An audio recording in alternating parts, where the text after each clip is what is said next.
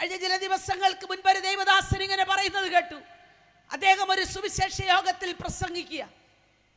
ഒരു പള്ളിയുടെ സെമിത്തേരിയുടെ അടുത്താണ് ഗ്രൗണ്ട്. അദ്ദേഹം പ്രസംഗം ആരംഭിച്ചു. അദ്ദേഹം പ്രസംഗമൊക്കെ കഴിഞ്ഞ് ആ ദേശം വിട്ടുപോയി.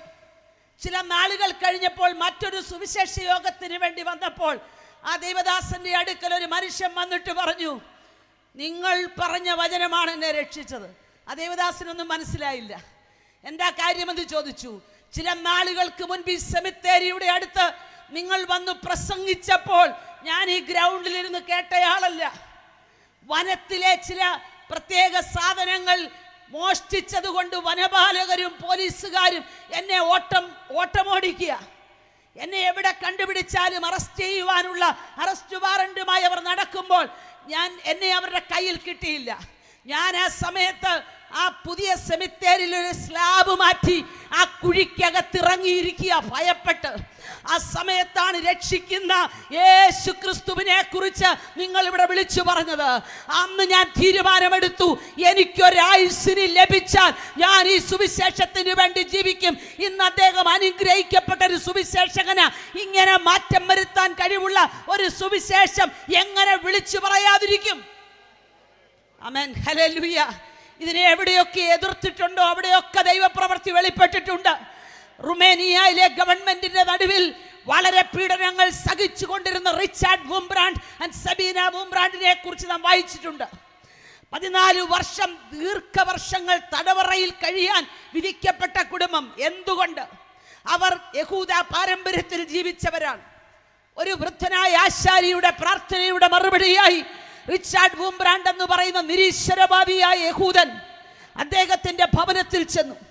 അനവധി ഗ്രാമങ്ങളുള്ള ആ റുമേനിയയിൽ 12,000-ലധികം ഗ്രാമങ്ങളിൽ ഒരു വൃദ്ധനായ ആശാരി പ്രാർത്ഥിച്ച സ്ഥലത്തേക്ക് ഈ വുംബ്രാൻഡ് നിരീശ്വരവാദിയായി എത്തി. ഈ ആശാരി ഇങ്ങനെ പ്രാർത്ഥിച്ചു, എൻ്റെ സുവിശേഷ വേലയിൽ ദൈവം പ്രസാദിച്ചു എന്നുള്ളതിന് തെളിവായി എൻ്റെ മരണത്തിന് മുൻപ് ഒരു യഹൂദനെയെങ്കിലും എനിക്ക് ക്രിസ്തുവിൽ കൊണ്ടുവരണം. അദ്ദേഹത്തിന്റെ പ്രാർത്ഥനയായിരുന്നു അത്. ദൈവം പ്രാർത്ഥനയ്ക്ക് മറുപടി തരുന്നവനാണെന്ന് വിശ്വസിക്കുന്നുണ്ടോ? ഏതിരുട്ടിലിരുന്നു പ്രാർത്ഥിച്ചാലും പ്രാർത്ഥനയ്ക്ക് മറുപടിയുണ്ട്. രഹസ്യത്തിൽ പ്രാർത്ഥിച്ചതിന്റെ മറുപടി പരസ്യമായി വെളിപ്പെടുത്തുന്നതാണ് ഈ സുവിശേഷ യോഗമെന്ന് ഞാൻ വിശ്വസിക്കുന്നു. ഇന്ന് രാത്രി ഞാൻ പറയട്ടെ, ഇതിനോട് ചേർന്ന് ഞാൻ പറയാം, ആരും അറിയാതെ രഹസ്യ പ്രാർത്ഥനാ മുറിയിൽ പ്രാർത്ഥിക്കുന്ന ചിലതിന്റെ മറുപടികൾ ഈ കൺവെൻഷൻ ആശീർവാദം പറയുന്നതിന് മുൻപ് സ്വർഗം നൽകാൻ തയ്യാറാണ്. യേശുവിന്റെ നാമത്തിൽ അത് സംഭവിക്കട്ടെ. മാനുഷിക ദൃഷ്ടിയിൽ പരാജയപ്പെട്ടുവെന്ന് തോന്നിയാലും പ്രാർത്ഥന നിർത്തരുത് കേട്ടോ. ലോകം മുഴുവൻ നിന്നെ തള്ളി മാറ്റിയാലും പ്രാർത്ഥന നിർത്തരുത്. നിനക്കിനി ഒരു ഭാവിയില്ലെന്ന് പിശാച് പറഞ്ഞാലും പ്രാർത്ഥന നിർത്തണ്ട. ഇനി മുൻപോട്ട് പോകാനുള്ള സാധ്യതകൾ അടഞ്ഞാലും പ്രാർത്ഥന നിർത്തണ്ട. പ്രാർത്ഥന വലിയ കാര്യങ്ങളെ സൃഷ്ടിക്കുകയാണ്. പ്രതീക്ഷിക്കുന്നതിനേക്കാൾ ഉന്നതമായ കാര്യങ്ങൾ പ്രാർത്ഥനയിലൂടെ അനുഭവിച്ച സാക്ഷ്യം ഞങ്ങളുടെ പക്കലുണ്ട്. ഇന്ന് രാത്രി സമയം പോരാമേ ഉള്ളൂ. ഞങ്ങളെ ഓരോരുത്തരെ എഴുന്നേൽപ്പിച്ചാൽ ഈ ഇടയ്ക്കാട് കുടുംബത്തിന്റെ സുവിശേഷ യോഗം മാസങ്ങൾ നീണ്ടേക്കാം. ഹല്ലേലൂയ. ഞങ്ങളുടെയൊക്കെ വ്യക്തിപരമായ ജീവിതത്തിൽ ദൈവം ചെയ്ത അത്ഭുതങ്ങൾ അത്ര വലുതാണ്. ഈ മനുഷ്യന്റെ പ്രാർത്ഥനയുടെ മറുപടിയായി നിരീശ്വരവാദിയായ ഈ മനുഷ്യൻ അവിടെ എത്തി. അല്പസമയം സുവിശേഷം പറഞ്ഞു. തൻ്റെ കീറി പറഞ്ഞൊരു ബൈബിൾ എടുത്ത് തൻ്റെ കയ്യിൽ കൊടുത്തു. എന്നിട്ട് വുംബ്രാൻഡ് അത് മേടിച്ചു കൊണ്ടുപോയി.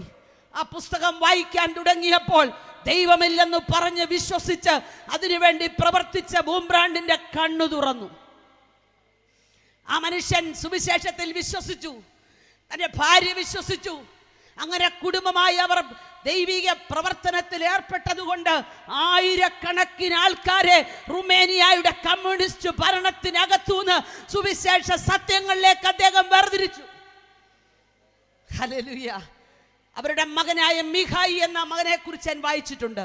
അവനൊരു നിരീശ്വരവാദിയായി. കാരണം തൻ്റെ മാതാപിതാക്കൾ ഈ വിശ്വാസത്തിന് വേണ്ടി ഇറങ്ങിയിട്ട് അവർ തടവറയിൽ കിടക്കിയ പിതാവ് 14 വർഷം, അമ്മ 2 വർഷം ഉടുത്തിരുന്ന വസ്ത്രം മാറാൻ കഴിയാതെ, മറ്റൊരു വസ്ത്രം ലഭിക്കാതെ 2 വർഷമായി ഒരു സ്ത്രീ ഒരു വസ്ത്രത്തിൽ മാത്രം കഴിയുന്നത് ചിന്തിക്കാൻ പറ്റുമോ സഹോദരിമാരെ? പക്ഷേ അവരവരുടെ വിശ്വാസം നഷ്ടപ്പെടുത്തിയില്ല.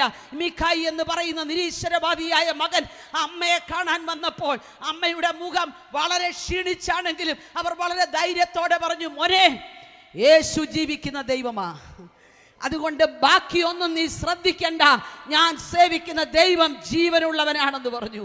മിഖായി എന്ന നിരീശ്വരവാദി അവിടെ മുട്ടുകുത്തിയിട്ട് പറഞ്ഞു, ലോകത്തിലെ സകല തത്വസംഹിതകളും സുവിശേഷത്തിനെതിരെയും ക്രിസ്ത്യാനിത്വത്തിനെതിരെയും പ്രവർത്തിച്ചാലും എൻ്റെ അമ്മയുടെ വാക്കുകളുടെ മുൻപിൽ ഞാൻ ക്രിസ്തുവിന് വേണ്ടി എൻ്റെ ജീവിതം സമർപ്പിക്കുന്നു. ഹല്ലേലൂയ.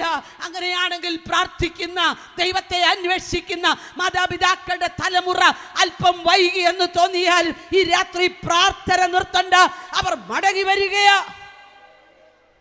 ഹല്ലേലൂയ. അങ്ങനെ അവരെ തടവറയിലിട്ട തടവറ ഒരാൾക്ക് മാത്രം കഷ്ടി നിൽക്കാൻ പറ്റുന്ന നിലയിൽ ഇരുമ്പ് കൊണ്ടുണ്ടാക്കിയ ആ കൂടിനകത്ത് നിർത്തി ജീവനുള്ള എലിയൊക്കെ അഴിച്ചുവിട്ട് ഇവരുടെ ശരീരത്തിൽ പിടിച്ചു നിർത്തുന്ന അനുഭവങ്ങളൊക്കെ കണ്ടു. പക്ഷേ ഒരു രാത്രി ഇവരെ 2 പേരെയും കൊന്നുകളയാൻ, റിച്ചാർഡ് ബൂംബ്രാൻഡിനെയും സബീന ബൂംബ്രാൻഡിനെയും കൊന്നുകളയുവാൻ അവിടുത്തെ ഭരണം തീരുമാനിച്ചു. ആ രാത്രിയിൽ ദൈവജനം പ്രാർത്ഥിക്കാൻ ആരംഭിച്ചു. പ്രാർത്ഥനയുടെ മറുപടിയായി ലഭിച്ച വിടുതൽ ഞാൻ പറയാനാണ് ഇവിടം വരെ വന്നത്. എന്താ സംഭവിച്ചെന്നറിയാമോ? രാത്രി 12 മണിക്ക് അവരെ തൂക്കിലിടണം എന്നുള്ള തീരുമാനത്തിൽ ഭരണകൂടം തീരുമാനിച്ചപ്പോൾ രാത്രി 12 മണിക്ക് മുൻപ് ആ ദേശത്തിലെ ജനം ഒന്നിച്ച് ആ ഭരണകൂടത്തെ ഓടിച്ചു കളഞ്ഞു. അവരവിടുന്ന് പലായനം ചെയ്യേണ്ടി വന്നു. ദൈവത്തെ അന്വേഷിക്കുന്ന ഭക്തന്മാർ അവിടെ ഉറച്ചു നിന്നു. ഒരു വാക്കൂടെ പറയട്ടെ, ഇന്ന് ആ തടവറയെ ഒരു ബൈബിളിന്റെ സാഹിത്യശാലയാക്കി മാറ്റി അനവധി പരിഭാഷകൾ നിരത്തി വച്ചിരിക്കുന്ന ഒരു ബൈബിൾ സാഹിത്യശാലയായെങ്കിൽ ഇന്ന് രാത്രി ദൂര കാഴ്ച കൊണ്ട് പ്രാർത്ഥിക്കുന്ന ഭക്തന്മാരോട് ഞാൻ ആത്മാവിൽ പറയാം, നിങ്ങൾ ഇന്ന് പ്രാർത്ഥിക്കുന്നതിന്റെ മറുപടി ഒരുപക്ഷെ കണ്ണടയുന്നതിന് മുൻപ് കണ്ടില്ലെങ്കിലും ഭാരപ്പെടേണ്ട. തലമുറകളുടെ കാലത്ത് അത് മുഴുവൻ തിരിച്ചു വരാൻ പോകുക. നഷ്ടമായത് മുഴുവൻ തിരിച്ചു തരുന്ന ഒരു സ്വർഗത്തെയാണ് നാം സേവിക്കുന്നത്. എന്ത് നഷ്ടമായി പറ, അത് തിരിച്ചു തരാൻ ഞാൻ റെഡിയാ. ഹല്ലേലൂയ. അതുകൊണ്ടാണ് ഞങ്ങൾ ധൈര്യത്തോടെ സുവിശേഷം പ്രസംഗിക്കുന്നത്. ഞങ്ങൾക്ക് സുവിശേഷം പ്രസംഗിക്കാൻ ഒരു പേടിയില്ല. കാരണം ഞങ്ങൾക്ക് സുവിശേഷത്തെക്കുറിച്ച് ലജ്ജയില്ല. ലജ്ജിക്കാത്തൊരു സുവിശേഷമാണ് ഞങ്ങൾ പറയുന്നത്. ഇന്ന് വരെ ഇത് മാറ്റി പറയേണ്ടി വന്നിട്ടില്ല. മറ്റ് പലതും മാറ്റി പറഞ്ഞു. ഇന്ന് പറയുന്ന നിയമങ്ങൾ മാറ്റി, മനുഷ്യരുടെ വാക്കുകൾ സോറി എന്ന് പറഞ്ഞ് മാറ്റാം. പക്ഷേ ഒരിക്കൽ പോലും വേദപുസ്തകം എഴുതിയ കർത്താവ് സോറി പറഞ്ഞില്ല. ഈ ബൈബിളിലെ പ്രവചനങ്ങളൊന്നും മനുഷ്യന്റെ ഇഷ്ടത്താൽ എഴുതി വെച്ചതല്ല. ഇത് പരിശുദ്ധാത്മ നിയോഗം പ്രാപിച്ച മനുഷ്യരുടെ കരങ്ങളാൽ എഴുതിപ്പിച്ചതാണെങ്കിൽ ഈ രാത്രിയിലും ഈ പ്രവചന ശക്തി ദൈവത്തിന്റെ ഇടയിൽ വ്യാപരിക്കുന്നുവെന്ന് ഞാൻ പ്രാർത്ഥിക്കുകയും വിശ്വസിക്കുകയും ചെയ്യുകയാണ്. അതുകൊണ്ട് തന്നെ ഞങ്ങൾ ഈ ദേശത്ത് സുവിശേഷം പറയാൻ നിർബന്ധിതരാകുന്നു. ഇന്ന് രാത്രി ദൈവം എന്നെ ഏൽപ്പിച്ച സന്ദേശത്തിലേക്ക് ഞാൻ കടക്കുക. ലൂക്കോസിന്റെ സുവിശേഷം 15-ാം അധ്യായം അതിന്റെ 11 മുതലുള്ള വാക്യങ്ങൾ, 11, 12, 13. പിന്നെ അവൻ പറഞ്ഞത്, ഒരു മനുഷ്യന് 2 പുത്രന്മാർ ഉണ്ടായിരുന്നു. അവരിൽ ഇളയവൻ അപ്പനോട്, അപ്പ, വസ്തുവിൽ എനിക്ക് വരേണ്ടുന്ന പങ്ക് തരണമേ എന്ന് പറഞ്ഞു. അവൻ അവർക്ക് മുതൽ പകുത്തു കൊടുത്തു. ഏറെ നാൾ കഴിയും മുമ്പേ ഇളയ മകൻ സകലവും സ്വരൂപിച്ച് ദൂരദേശത്തേക്ക് യാത്രയായി അവിടെ ദുർനടപ്പുകാരനായി ജീവിച്ച് വസ്തു നാനാവിധമാക്കി കളഞ്ഞു. മതി. ഞാൻ പറഞ്ഞല്ലോ, സുവിശേഷത്തിന്റെ സത്യങ്ങൾ ഞങ്ങൾ സന്തോഷത്തോടെ ഇവിടെ പങ്കിടുകയാണ്. വർഷങ്ങൾക്ക് മുൻപൊക്കെ ഞങ്ങൾ ഈ സുവിശേഷത്തിൽ വിശ്വസിച്ചത് കൊണ്ടാണ് ഇങ്ങനൊരു യോഗം ഇവിടെ സംഘടിപ്പിച്ചത്. എന്നാൽ ഇന്നും ഈ സുവിശേഷം മനസ്സിലാകാതെ മാറി നിന്നുകൊണ്ട് ഇതെന്താണെന്നറിയാൻ ചിലർ ശ്രദ്ധിക്കുന്നുണ്ട്. ഞാൻ അവരെ ഓർത്ത് ദൈവത്തെ സ്തുതിക്കുന്നു. ഇരുട്ടിൻ്റെ മറവിലും വീടിൻ്റെ അപ്സ്റ്റെയറിലും ഒക്കെ ഇരുന്ന് ഇവരെന്താ പറയുന്നതെന്നറിയാൻ കാത്തിരിക്കുന്ന നിങ്ങളെ കർത്താവ് കാണുന്നുണ്ട് കേട്ടോ. അഗ്നിജ്വാലയ്ക്കൊത്ത കണ്ണുള്ളവന്റെ കണ്ണിൽ നിങ്ങൾ മറവല്ല. ഇന്ന് രാത്രി ഞങ്ങൾ വിശ്വസിക്കുന്നു, ഈ യോഗങ്ങൾ അവസാനിക്കുന്നതിന് മുൻപ് ഈ ദേശത്ത് ചിലരെ ദൈവം തൊടും. മെഡിക്കൽ കോളേജുകളിൽ തള്ളിക്കളഞ്ഞ ചിലതിനെ ദൈവം സൗഖ്യമാക്കും. ഈ രോഗത്തിന് ചികിത്സയില്ലെന്ന് പറഞ്ഞു വിട്ട ചിലതിൻ്റെ മേൽ ദൈവത്തിൻ്റെ കരം ചലിക്കും. കുടുംബ പ്രശ്നങ്ങൾക്കകത്ത് തകർന്നു നിൽക്കുന്ന ചിലതിനെ ദൈവം മടക്കി വരുത്തും. യെസ്, ഞാനിത് ആത്മാവിൽ പറയുകയാ. ആർക്കും രൂപാന്തരം വരുത്താൻ കഴിയാത്ത ചില ചെറുപ്പക്കാർക്ക് ദൈവം മാറ്റം വരുത്താൻ പോകുക. ഞാനിത് ആത്മാവിൽ വിളിച്ചു പറയുമ്പോൾ വിശ്വസിക്കുന്നവർ ദൈവത്തെ ഒരുമിച്ച് കരങ്ങൾ ഉയർത്തി സ്തുതിച്ചാട്ടെ. Praise the Lord. ഇവിടെ നാം വായിച്ച ഒരു മനുഷ്യന് 2 മക്കൾ. മൂത്ത മകൻ അപ്പനോടൊപ്പം നിൽക്കുക. അപ്പൻ എന്ത് പറഞ്ഞാലും അനുസരിക്കും. അപ്പൻ്റെ ഇഷ്ടം വിട്ട് മാറില്ല. അങ്ങനെയുള്ള നല്ല മക്കൾ ഇന്നുമുണ്ട്. എന്നാൽ എല്ലാവർക്കും ആ മകനെ ഇഷ്ടം. എന്നാൽ രണ്ടാമത്തെ ഒരു മകൻ്റെ കാര്യമാണ് ഇവിടെ പ്രധാനമായിട്ട് പറഞ്ഞത്. അവന് എന്ത് വസ്തുവിൽ നിന്ന് ലഭിക്കാനുണ്ടെന്നൊക്കെ അവൻ കാൽക്കുലേറ്റ് ചെയ്ത് വെച്ചേക്കുക. മൂത്ത മകൻ അപ്പനോടൊപ്പം അധ്വാനിക്കുമ്പോൾ രണ്ടാമത്തവന് അധ്വാനിക്കണമെന്നോ അപ്പനെ സഹായിക്കണമെന്നോ അല്ല, അവൻ എന്തു വരണ്ടു എന്ന് അവൻ കാൽക്കുലേറ്റ് ചെയ്ത് വെച്ചേക്കുക. ഇന്നും ചില മക്കൾ അങ്ങനെയാ. അപ്പന്മാർക്കുള്ള സ്വത്തിനെ എനിക്കെത്ര കിട്ടുമെന്ന് ഡിവൈഡ് ചെയ്ത് വെച്ചോണ്ടാ നോക്കിയിരിക്കുന്നത്. അങ്ങനെ കിട്ടിയത് കൊണ്ട് അവൻ ദൂരദേശത്തേക്ക് യാത്രയായി. ഞാൻ വേദപുസ്തകത്തിലെ ചില യാത്രകളെ കുറിച്ച് ഇന്ന് രാത്രി പറയുന്നു. ദൂരദേശത്തേക്ക് യാത്രയായി. അങ്ങോട്ട് പോകുമ്പോൾ എത്ര പേരായിരുന്നെന്നറിയാവോ? അപ്പുറത്തെ സഹോദരനും ഇപ്പുറത്തെ കൂട്ടുകാരനും ഒക്കെ കൂടെയുണ്ട്. കാരണം വരേണ്ടുന്ന പങ്ക് കയ്യിലുണ്ടല്ലോ. കയ്യിൽ പണമുള്ളപ്പോൾ, ആരോഗ്യമുള്ളപ്പോൾ ഒരുപാട് കൂട്ടുകാർ നമുക്കുണ്ട്. എന്നാൽ ഇത് ഓരോന്നും നഷ്ടമാകുമ്പോൾ വന്ന വഴിയിലേക്ക് അവർ തിരിച്ചു പോകും. അതായിരുന്നു ഈ സഹോദരനും സംഭവിച്ചത്. അവൻ ചെന്നു, അവൻ്റെ കയ്യിലുള്ളത് മുഴുവൻ തീരുന്നതുവരെ ആടി നടക്കാനും പാടി നടക്കാനും ഒക്കെ ഒരുപാട് പേരുണ്ട്. നല്ല ബിവറേജ് ഷോപ്പുകളിൽ കയറി ആവശ്യമുള്ളതുപോലെ കുടിക്കാൻ കൂടെ നിൽക്കും. പക്ഷേ നിന്റെ ജീവിതത്തിന്റെ തകർച്ചയുടെ നേരത്ത് ഇവരെ ആരെയും നിനക്ക് പിന്നെ കാണാൻ കിട്ടില്ല. ഇന്ന് രാത്രി ഞാനിത് പറയുമ്പോൾ പറയുക, ദൂരദേശത്തേക്ക് യാത്രയായ ചില തലമുറകളോട് ഞാൻ പറയുക, നിങ്ങൾക്ക് ഇന്നുള്ള ആരോഗ്യം നഷ്ടപ്പെടും. ഇന്നുള്ള സകല നന്മകളും തീരും. സഹായിക്കാമെന്ന് പറഞ്ഞവർ കൈവിടും.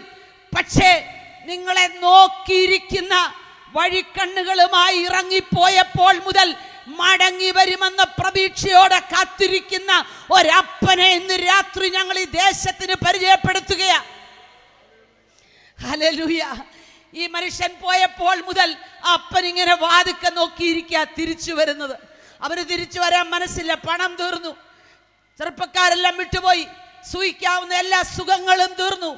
ഒടുവിൽ അവൻ പന്നിയുടെ മുമ്പിൽ മുട്ടുകുത്തേണ്ടി വന്നു.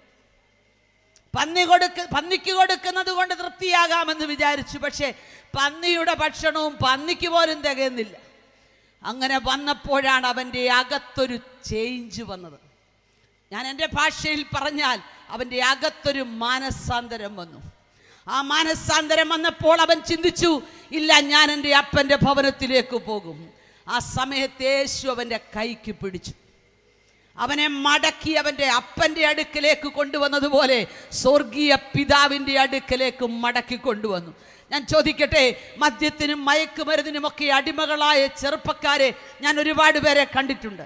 ഞാനൊരു ദിവസം ഇങ്ങനെ വഴിയിലൂടെ സന്ധ്യാസമയത്ത് യാത്ര ചെയ്യുമ്പോൾ ഒരു മനുഷ്യൻ്റെ പകുതി ശരീരം ഓടയിലും പകുതി ശരീരം റോഡിലും കിടപ്പുണ്ട്. ഞാൻ അദ്ദേഹത്തെ സൂക്ഷിച്ചു നോക്കിയപ്പോൾ അദ്ദേഹത്തിൻ്റെ കയ്യിലൊരു ഒഴിവായ മദ്യക്കുപ്പി ഇരിപ്പുണ്ട്. അത് തെറിച്ചുപോയി. മറ്റതൊരു ചെറിയ പേപ്പർ കൊണ്ട് പൊതിഞ്ഞ സാധനമാണ്. ശ്രദ്ധിച്ചു നോക്കിയപ്പോൾ 3 പരിപ്പുവടയുണ്ട്. ആ പരിപ്പുവടയ്ക്ക് വേണ്ടി ഒരു നായ്ക്കുട്ടി ഓടി ഇങ്ങനെ വന്ന് നിൽക്കുക തിന്നാൻ റെഡിയായിട്ട്. ഞാൻ ഓർത്തി 3 പേരാ വീട്ടിലുള്ളവർക്ക് വേണ്ടിയാ 3 പരിപ്പുവട മേടിച്ചത്. നോക്കി കാത്തിരിക്കുന്ന ഭാര്യയും 2 മക്കളെ ഉദ്ദേശിച്ച് മേടിച്ച പരിപ്പുവട വീട്ടിലെത്തിയില്ല. കണ്ട നായി കഴിക്കേണ്ട ഗതികേട് വന്നു. താൻ അധ്വാനിച്ചുണ്ടാക്കിയ ബെഡ് വീട്ടിലുണ്ട്, പക്ഷേ അതേ കിടക്കാൻ തനിക്ക് യോഗമില്ല. ഓടയ്ക്കകത്ത് മറ്റുള്ളവരുടെ വിസർജ്യങ്ങൾ കടന്നു പോകുന്ന ഓടയ്ക്കകത്ത് കിടക്കേണ്ടി വരുന്നു. ഇന്ന് രാത്രി ഞങ്ങളെ എവിടെയെങ്കിലും ഒക്കെ നിന്ന് ശ്രദ്ധിക്കുന്ന പ്രിയ യൗവനക്കാരനായ സുഹൃത്തുക്കളെ, ഞങ്ങൾക്ക് നിങ്ങളോട് പറയാനൊരു വാക്കുണ്ട്. നിങ്ങളുടെ വീടിനകത്ത് സ്നേഹം പകരുവാൻ ദൈവമാക്കി വെച്ച കുടുംബ ബന്ധങ്ങളെ തകർക്കുന്ന പൈശാചികമായ പദ്ധതികളെ വിട്ട് യേശുവിലേക്ക് മടങ്ങി വരാൻ. നിങ്ങൾ നശിക്കുന്നത് കാണാൻ ഒരുപാട് പേർക്ക് ഇഷ്ടമാണ്. പക്ഷെ നിങ്ങൾ മടങ്ങി വന്ന് ദൈവസ്നേഹത്തിൽ എത്തുന്നത് കാണാൻ വഴിക്കണ്ണുകളുമായി കാത്തിരിക്കുന്ന ഒരു പിതാവിനെ ഞങ്ങൾ ഈ രാത്രി ദേശത്ത് ഒരിക്കൽ കൂടെ ഉയർത്തുകയാണ്. അവനിലേക്കൊന്ന് മടങ്ങി വന്നാൽ മാത്രമേ ഈ സന്തോഷം പ്രാപിക്കാൻ പറ്റുള്ളൂ. ഇന്ന് രാത്രി ഇതിനകത്തിരിക്കുന്ന ഓരോരുത്തരെയും വിളിച്ചു ചോദിച്ചാൽ പറയും, ഞങ്ങളും ഒരു കാലത്ത് ഇങ്ങനെ ലോകത്തിന്റെ ഇമ്പങ്ങൾക്കും ആഡംബരങ്ങൾക്കും വേണ്ടി ഓടിയവരാ, പക്ഷെ ഞങ്ങൾക്ക് സമാധാനം കിട്ടിയില്ല. ഞങ്ങളുടെ കയ്യിലുള്ള പണം തീർന്നു, ആരോഗ്യം നഷ്ടപ്പെട്ടു. മെഡിക്കൽ കോളേജുകളിലെ വാർഡുകളിൽ ഞങ്ങൾ ദീർഘദിവസങ്ങൾ കിടന്നു. ഞങ്ങളുടെ സുഹൃത്തുക്കളൊക്കെ വരാതെയായി. ആ സമയത്തൊരു ലഘുലേഖയുമായി ഞങ്ങളുടെ അടുക്കൽ വന്ന സുവിശേഷകന്റെ വായിലൂടെ വന്ന ആ വചനത്തിനകത്ത് ഞങ്ങൾക്കൊരു മാറ്റം വന്നു. ഇന്ന് രാത്രി അപ്രകാരമുള്ള ചിലതിനെ ഈ ദേശത്തു ദൈവം വീണ്ടും കൊണ്ടുവരികയാ.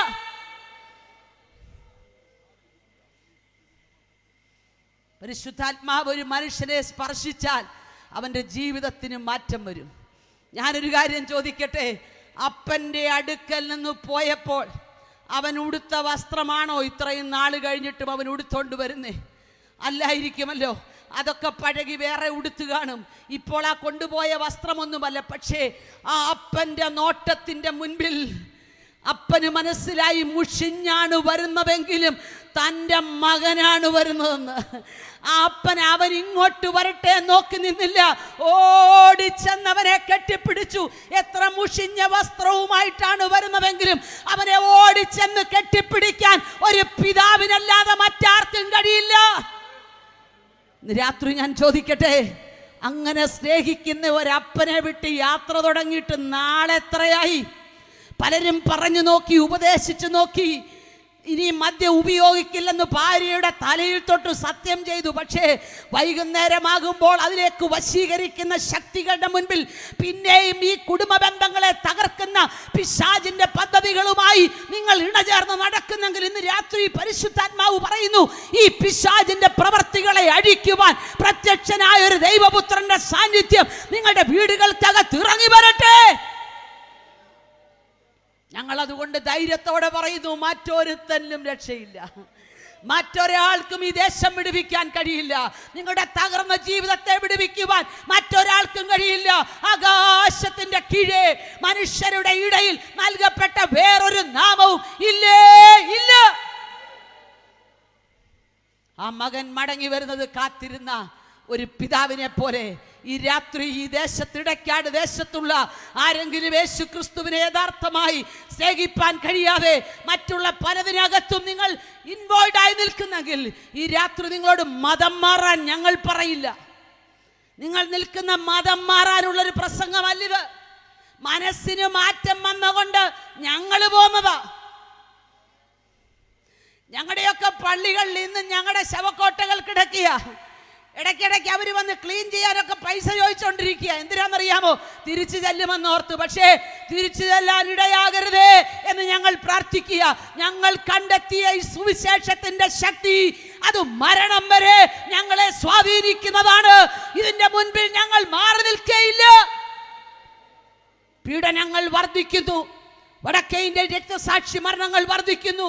പലരും ഞങ്ങളോട് ചോദിക്കാറുണ്ട്, നിങ്ങൾക്ക് ഭയമുണ്ടോ എന്ന്. ഇല്ല, ഞങ്ങൾക്കൊരു ഭയവുമില്ല.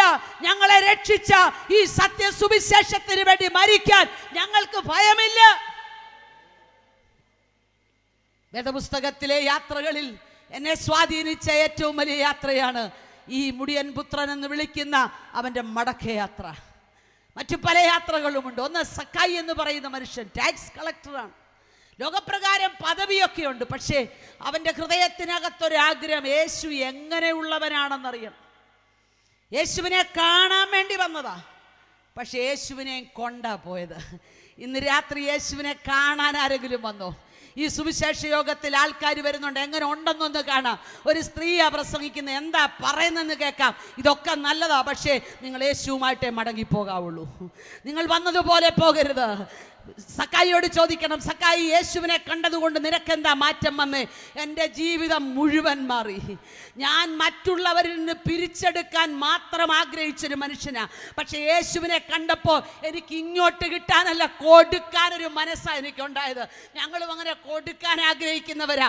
ജീവിതത്തിൽ പരാജയങ്ങളൊക്കെ സംഭവിച്ചവരായിരിക്കാം. ഒരു കാലത്ത് ഞങ്ങളും കടഭാരങ്ങളിലൂടെയൊക്കെ പോയവരായിട്ട് നിങ്ങൾ കണ്ടിട്ടുണ്ടായിരിക്കാം. പക്ഷേ കൊടുക്കാൻ ആരംഭിച്ചപ്പോൾ ദൈവം ഞങ്ങളെ അനുഗ്രഹിക്കാൻ ആരംഭിച്ചു. ഇന്ന് രാത്രി ഞങ്ങൾ ഒരുമിച്ച് ധൈര്യത്തോടെ പറയാം, എപ്പോൾ ദൈവരാജ്യത്തിന് വേണ്ടി കൊടുക്കാൻ ഞങ്ങളുടെ കൈ തുറന്നു, അന്നു മുതൽ ഞങ്ങൾ അനുഗ്രഹിക്കപ്പെടുകയാ. അതുകൊണ്ട് കൊടുത്താൽ തീരുകയല്ല, കൊടുത്താൽ വർദ്ധിക്കുകയാ. ഹല്ലേലൂയ. സക്കായി തന്റെ ജീവിതത്തിലെ മാറ്റത്തിന്റെ മുൻപിൽ യേശുവിനെ കാണേണ്ടതുപോലെ കണ്ടപ്പോൾ അവനും കൊടുക്കാൻ തുടങ്ങി. പിന്നെയുമുണ്ട് യാത്രകൾ. ജീവിതം ഒരു യാത്രയാ. ജീവിതം എന്ന യാത്രയിൽ ഒരുപാട് പ്രതിസന്ധികൾ തരണം ചെയ്താ നമ്മൾ പോന്നെ. എന്നാൽ ജീവിതത്തിലെ യാത്രയ്ക്ക് ഒരു അവസാനമുണ്ടെന്ന് വിശ്വസിക്കണം. ഞാൻ ഇന്ന് രാത്രി പറയുന്ന സന്ദേശം സുവിശേഷം കേൾക്കാത്ത, ഇതുവരെ അംഗീകരിക്കാത്ത ചിലർക്ക് വേണ്ടിയാ. നമുക്ക് വേണ്ടിയുള്ള ദൂത് പിന്നീട് വരുന്നുണ്ട്. പക്ഷേ ഈ രാത്രി അങ്ങനെയുള്ള ചിലരെ പരിശുദ്ധാത്മാവ് എനിക്ക് ബോധ്യപ്പെടുത്തുന്നു. അവരെവിടെ നിൽക്കുന്നൊന്നും എനിക്കറിയില്ല. പക്ഷേ പരിശുദ്ധാത്മാവിനോട് പറയുന്നു, ഈ ജീവിത യാത്രയ്ക്ക് ഒരു അവസാനമുണ്ട്, അത് മരണത്തിലേ എത്തുകയുള്ളൂ. പാപം മനുഷ്യനെ മരണത്തിലേക്ക് എത്തിക്കുകയാ. ഞങ്ങൾ ഈ യാത്ര ചെയ്ത് വരുമ്പോൾ ഒരുപാട് ആൾക്കാരും പോലീസുകാരും ഒക്കെ കൂടി നിൽക്കുന്നു. വണ്ടി നിർത്തിയിട്ട് പതിയെ ചോദിച്ച, എന്താ സംഭവം? ഒരു രാഷ്ട്രീയ പ്രവർത്തകരുടെ ഓഫീസിനകത്ത് ഒരാൾ ആത്മഹത്യ ചെയ്തിരിക്കുക. പ്രിയ സുഹൃത്തെ, ഇന്നലെ ഈ സമയത്ത് അദ്ദേഹം ഈ ലോകത്തിലുണ്ട്. എത്രയോ പ്രാവശ്യം സുവിശേഷ സത്യം കേട്ടതാ, പക്ഷേ അദ്ദേഹത്തിന് അത് തിരിച്ചറിയാൻ കഴിഞ്ഞില്ല. ഇന്ന് രാത്രി ആരോഗ്യത്തോടെ സൗഖ്യത്തോടെ ഇരിക്കുന്ന പ്രിയമുള്ളവരോട് ഞാൻ ചോദിക്കട്ടെ, പ്രതിസന്ധി ഇല്ലാഞ്ഞിട്ടാണോ നമ്മൾ ആത്മഹത്യ ചെയ്യാത്തത്? നമുക്ക് ആത്മഹത്യ ചെയ്യാൻ ഒരു മുഴം കയറ് കിട്ടാഞ്ഞിട്ടാണോ നാം ആത്മഹത്യ ചെയ്യാത്തത്? ഐസ്ക്രീമും വിഷക്കുപ്പിയും കയ്യിൽ ലഭിക്കാഞ്ഞിട്ടാണോ നാം ആത്മഹത്യ ചെയ്യാത്തത്? ഞാൻ ഇന്ന് രാത്രി പറയാം, ആത്മഹത്യ ഒന്നിനും പരിഹാരമല്ലെന്നും നമ്മുടെ ജീവൻ കർത്താവ് നൽകിയതാണെന്നും തിരിച്ചറിഞ്ഞതുകൊണ്ട് പ്രതിസന്ധികളെ കർത്താവിനോട് കൂടെ ചേർന്ന് നിന്ന് അതിജീവിക്കാൻ കൃപ പ്രാപിച്ചത് കൊണ്ടല്ലേ ഈ രാത്രി നമ്മുടെ സാക്ഷ്യം ഈ ദേശത്തെ ചലിപ്പിക്കണം. എത്രയോ പ്രാവശ്യം വേദനകളുടെ നടുവിൽ മരണത്തെ ആഗ്രഹിച്ചവർ ഇതിനകത്തുണ്ട്. പക്ഷെ ഒരിക്കൽ പോലും മരിക്കാൻ തോന്നിയില്ല. കാരണം നമുക്ക് പ്രാണനെ നൽകിയ ഒരുവനുണ്ട് കേട്ടോ. ഇന്ന് രാത്രി ആത്മഹത്യ അരുതേ എന്ന് ഞങ്ങൾ നിങ്ങളോട് വിളിച്ചു പറയുക. കൂട്ടക്കൊലപാതകങ്ങളും ആത്മഹത്യകളും ഒക്കെ ഇന്നൊരു ഫാഷനായി മാറിയിരിക്കുക. പെട്ടെന്ന് മരണത്തിന് വേണ്ടി ആഗ്രഹിക്കുക. ഇന്നലെയൊക്കെ ഫേസ്ബുക്കുകളിൽ കണ്ട വാർത്തകൾ വളരെ ചിന്തനീയമാണ്. ഒരു വർഷമായി വിവാഹം കഴിച്ച ഭാര്യയും ഭർത്താവും കുവൈറ്റിൽ നല്ല ശമ്പളത്തിൽ ജോലി ചെയ്യുക. ഭാര്യയെ കുത്തിക്കൊന്നിട്ട് ഭർത്താവ് 14 നില കെട്ടിടത്തിൽ താഴേക്ക് വീണ് മരിക്കുന്നു. എന്താ ഇതിന്റെ കാരണം? പിശാചവരെ വലച്ചു കൊണ്ടുപോകുക. ഇന്ന് രാത്രി ഞാൻ പറയട്ടെ, മരണത്തിന്റെ തണുത്ത കരങ്ങൾ നിങ്ങളെ പിടികൂടുന്നതിന് മുൻപ് മരണമില്ലാത്ത നമുക്ക് വേണ്ടി മധ്യസ്ഥ എന്ന കർത്താവിനെ കണ്ടുമുട്ടുവാൻ ഞാൻ ഈ ദേശത്തോട് വിളിച്ചു പറയുക.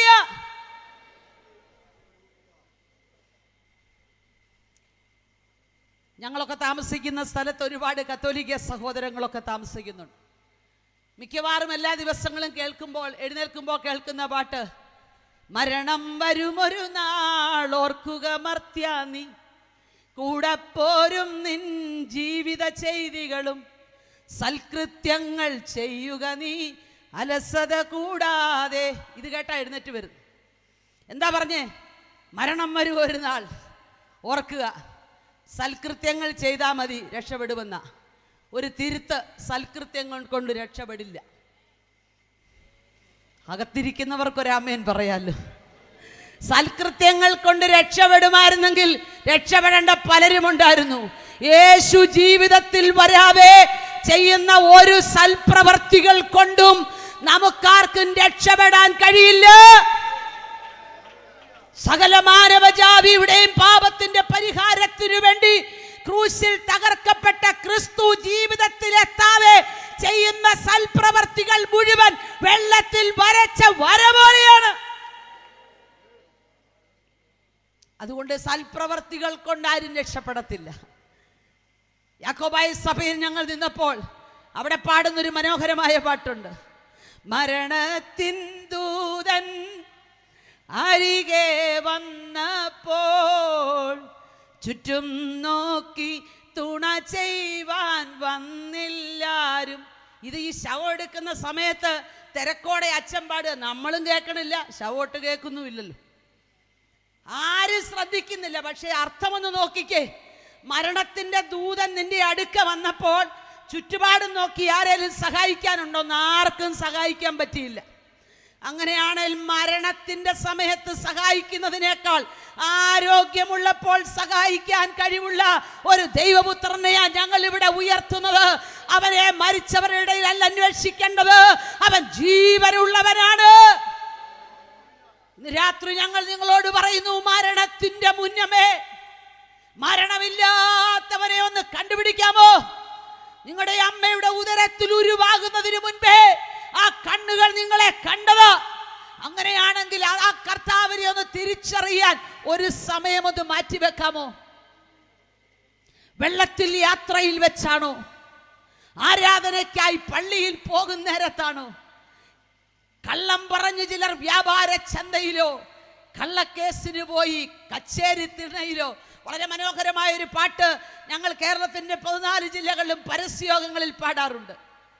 എപ്പോഴാണ് എൻ്റെ സോദര മൃത്യു വരുന്നെന്നറിയായികയാൽ കാത്തിരിക്കുക. പക്ഷേ യാത്ര എവിടെ വെച്ച് തീരുവെന്നറിയില്ല കേട്ടോ. വെള്ളത്തിലെ യാത്രയിൽ വെച്ചാണോ മരണം? അറിയില്ല. നാം സഞ്ചരിക്കുന്ന വാഹനത്തിൽ വെച്ചാണോ മരണം? അറിയില്ല. ഏതെങ്കിലും കാര്യങ്ങൾക്ക് വേണ്ടി വ്യാപാര ചന്തയിൽ ചെല്ലുമ്പോഴാണോ? അറിയില്ല. മരണത്തിന്റെ സമയം അറിയാത്തത് കൊണ്ട് അതിനു മുൻപ് മരണമില്ലാത്തവനെ കാണണം. ഹല്ലേലൂയ. അതിനുശേഷം മരിക്കുന്നവരൊക്കെ ഭാഗ്യമുള്ളവരാ. ക്രിസ്തുവിൽ മരിക്കുന്ന മൃതന്മാർ ഭാഗ്യമുള്ളവർ. ഇന്ന് രാത്രി ഞാൻ പറയട്ടെ, ക്രിസ്തുവിലാണ് ജീവിതമെങ്കിൽ ക്രിസ്തുവിലുള്ള മരണമാണ് ഭാഗ്യം. മൂന്നാമത്തെ യാത്രയെക്കുറിച്ച് ഞാൻ വേഗത്തിൽ പറഞ്ഞു വിടുക, എൻ്റെ മുമ്പിലുള്ള സമയം കുറവായതുകൊണ്ട്. അടുത്തൊരു യാത്രയാണ് ഏറ്റവും പ്രധാനപ്പെട്ട യാത്ര, സ്വർഗത്തിൽ നിന്ന് ഭൂമിയിലേക്ക് വന്ന ദൈവപുത്രന്റെ യാത്ര.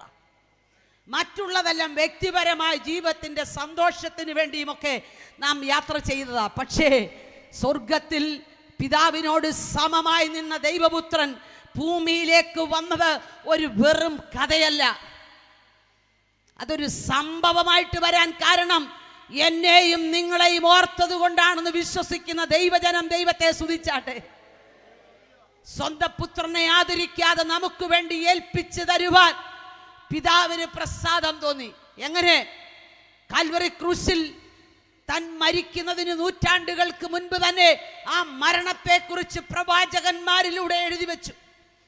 താൻ ജനിക്കുന്ന സ്ഥലത്തെക്കുറിച്ച്, സമയത്തെക്കുറിച്ച്, ബേത്ലഹേമിലുള്ള ജനനത്തെക്കുറിച്ച്, കന്യകയുടെ സന്തതിയായി ജനിക്കുന്നതിനെ കുറിച്ച്, കഴുതപ്പുറത്ത് യെരൂശലേമിലേക്ക് വരുന്നതിനെ കുറിച്ച്, അങ്ങനെ സ്വന്തം സ്നേഹിതനാൽ ഒറ്റിക്കൊടുക്കപ്പെടുന്ന കാര്യം വരെയും, അങ്ങനെ അവസാനം വരെ തന്റെ മരണത്തിൽ താൻ സമ്പന്നന്മാരോട് കൂടെയാണെന്നതുവരെ തലേ ദിവസമല്ല നൂറ്റാണ്ടുകൾക്ക് മുൻപ് എഴുതി വെച്ചതാണെങ്കിൽ യേശു ക്രിസ്തുവിന്റെ മരണം ഒരു കെട്ടുകഥയല്ല, അതൊരു സത്യമാണ്. സകല മാനവജാതിയും ദൈവത്തിൽ നിന്ന് അകന്ന് ദൈവകൃപ വിട്ട് പാപത്തിനകത്ത് വസിക്കുമ്പോൾ അവരെ മടക്കി വരുത്തുവാൻ യാഗകർമ്മങ്ങൾ കൊണ്ട് സാധ്യമല്ല. ഏറ്റവും വില കൂടിയ യാഗങ്ങൾ കഴിച്ചിട്ടും മനുഷ്യനെ അവന്റെ പാപത്തിൽ നിന്ന് മടക്കി വരുത്താൻ കഴിയുന്നില്ല എന്ന് കണ്ടപ്പോൾ ആരെ ഞാൻ അയക്കേണ്ടു, ആരെനിക്ക് വേണ്ടി പോകുമെന്നുള്ള ശബ്ദത്തിന്റെ മുൻപിൽ ഞാൻ പോകാം, അടിയനെ അയക്കണമേ എന്ന് പറഞ്ഞ് എനിക്കും നിങ്ങൾക്കും വേണ്ടി കാൽവറിയിൽ വെളിപ്പെട്ട ആ ദൈവസ്നേഹം, ഇന്ന് രാത്രി ആ സ്നേഹത്തിന്റെ ആഴം തിരിച്ചറിഞ്ഞവർ ദൈവത്തെ സ്തുതിക്കാതിരിക്കരുത്. പരിശുദ്ധാത്മാവ് ഇത് രാത്രി നമ്മളോട് സംസാരിക്കുക. ആ യാത്രയാണ് നമുക്ക് പ്രയോജനമായത്. നാം ഒരു കാലത്ത് ദൈവത്തിന്റെ ഇഷ്ടമില്ലാത്ത വഴികളിൽ ദൈവത്തെ അറിയാത്തവരായി ജീവിച്ചപ്പോൾ അതിൽ നമ്മളെ വിടുവിക്കാൻ വേണ്ടി കർത്താവ് ഈ ഭൂമിയിലേക്ക് വന്നത് സത്യമാണെന്ന് വിശ്വസിച്ചുകൊണ്ട് ഈ പുസ്തകം കരങ്ങളിലെടുത്ത ദൈവഭക്തന്മാരെ, നാം ഇനി അധികകാലം ഈ വേദന അനുഭവിച്ച് ഈ ഭൂമിയിൽ കാത്തിരിക്കേണ്ടി വരില്ല. മരണം കാണാതെ എടുക്കപ്പെടുന്ന ഒരു കൂട്ടരുണ്ട്, നമ്മളായിരിക്കുമെന്ന് എൻ്റെ വിശ്വാസം. ആ വിശ്വാസമുള്ളവരൊക്കെ ഒന്ന് കർത്താവിനെ സ്തുതിച്ചാട്ടെ. ഈ സുവിശേഷ യോഗത്തിൽ നാം നമ്മുടെ പങ്കെടുക്കുകയാണ്. നാം നമ്മുടെ പങ്ക് വിളിച്ചു പറയുക. ഈ സുവിശേഷം സത്യമാണെന്ന് നിങ്ങളുടെ പ്രതിനിധിയായി ഞാനിവിടെ വിളിച്ചു പറയുമ്പോൾ നിങ്ങൾ ദേശത്തിന്റെ നടുവിൽ നിന്നുകൊണ്ട് പറയുക, അതെ ഞങ്ങളും അതിന് സാക്ഷികള്. സ്വർഗത്തിൽ നിന്ന് വന്ന ദൈവപുത്രൻ ഭൂമിയിൽ കുറെ സ്കൂളും കോളേജും പണിയാനോ ആശുപത്രി പണിയാനോ വന്നതല്ല. നമ്മളെ പോലെയുള്ള സമശിഷ്ടങ്ങൾ ഇപ്പോഴും പാപത്തിനകത്ത് കിടക്കുമ്പോൾ നമ്മുടെ ദൗത്യം മറക്കരുതെന്നും കൂടെ ഞാൻ ഇതോടൊപ്പം ഓർപ്പിക്കുക. സുവിശേഷത്തിൻ്റെ സത്യങ്ങൾ വിളിച്ചു പറയാനുള്ള അവസാന നാഴികകളാണിത്. സുവിശേഷത്തിൻ്റെ വാതിൽ അടയ്ക്കപ്പെടാൻ പല സ്ഥലങ്ങളിലും തീർന്നു കഴിഞ്ഞു. എന്നാൽ ഇന്ന് രാത്രി ഞാൻ ചോദിക്കട്ടെ, ഇതിനകത്തിരുന്ന് പാടിയും പ്രാർത്ഥിച്ചും ദൈവത്തെ ആരാധിക്കുന്ന ദൈവജനത്തിൻ്റെ ഉള്ളിൽ നമ്മളെപ്പോലെ ഈ സത്യമറിയാത്ത അനേക ബന്ധുക്കളും ചർച്ചക്കാരും ഉള്ളപ്പോൾ നാം എങ്ങനെ സുഖമായി കിടന്നുറങ്ങും?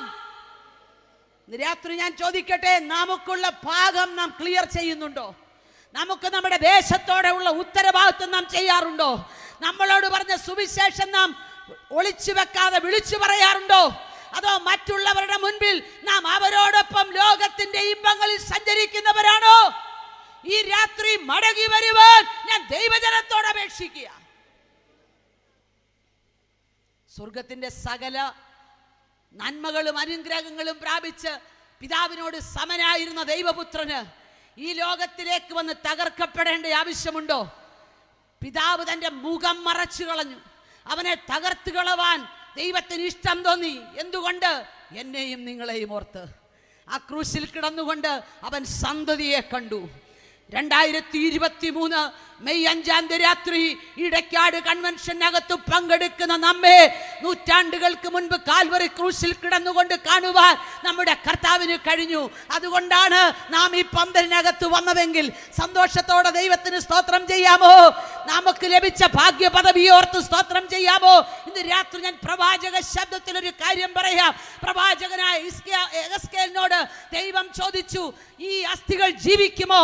അവിടെ ചിതറിക്കിടക്കുന്ന അസ്ഥികളുടെ കൂമ്പാരങ്ങളെ കണ്ടുകൊണ്ട് ചോദിക്കുക, ഈ അസ്ഥികൾ ജീവിക്കുമോ? പ്രവാചകൻ പറഞ്ഞു, എനിക്കറിയില്ല, നിനക്കറിയാം. ഹല്ലേലൂയ. അടുത്ത വാക്ക് പറഞ്ഞത്, ഈ അസ്ഥികൾ ജീവിക്കുമെന്ന് വിശ്വസിക്കാൻ പറ്റുമോ? ഒരിക്കലും വിശ്വസിക്കാൻ പറ്റിയല്ല.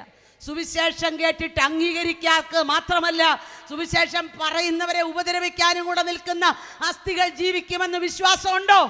പക്ഷെ ഇന്ന് രാത്രി ഞാൻ ഈടക്കാട് കൺവെൻഷനെ വിളിച്ചു പറയുന്നു, ഈ ദേശത്ത് ചിതറിക്കിടക്കുന്ന ചില അസ്ഥികൾ ജീവിക്കാൻ പോകുക. വിശ്വാസമുള്ളവർ ദൈവത്തെ സ്തുതിച്ചോ. ചില അസ്ഥികൾ മടങ്ങി വന്ന് കൂടിച്ചേരാൻ പോകുക. ഒരിക്കലും വരില്ലെന്ന് പറഞ്ഞ ചില അസ്ഥികളെ ദൈവം കൂട്ടിച്ചേർക്കാൻ പോകുക.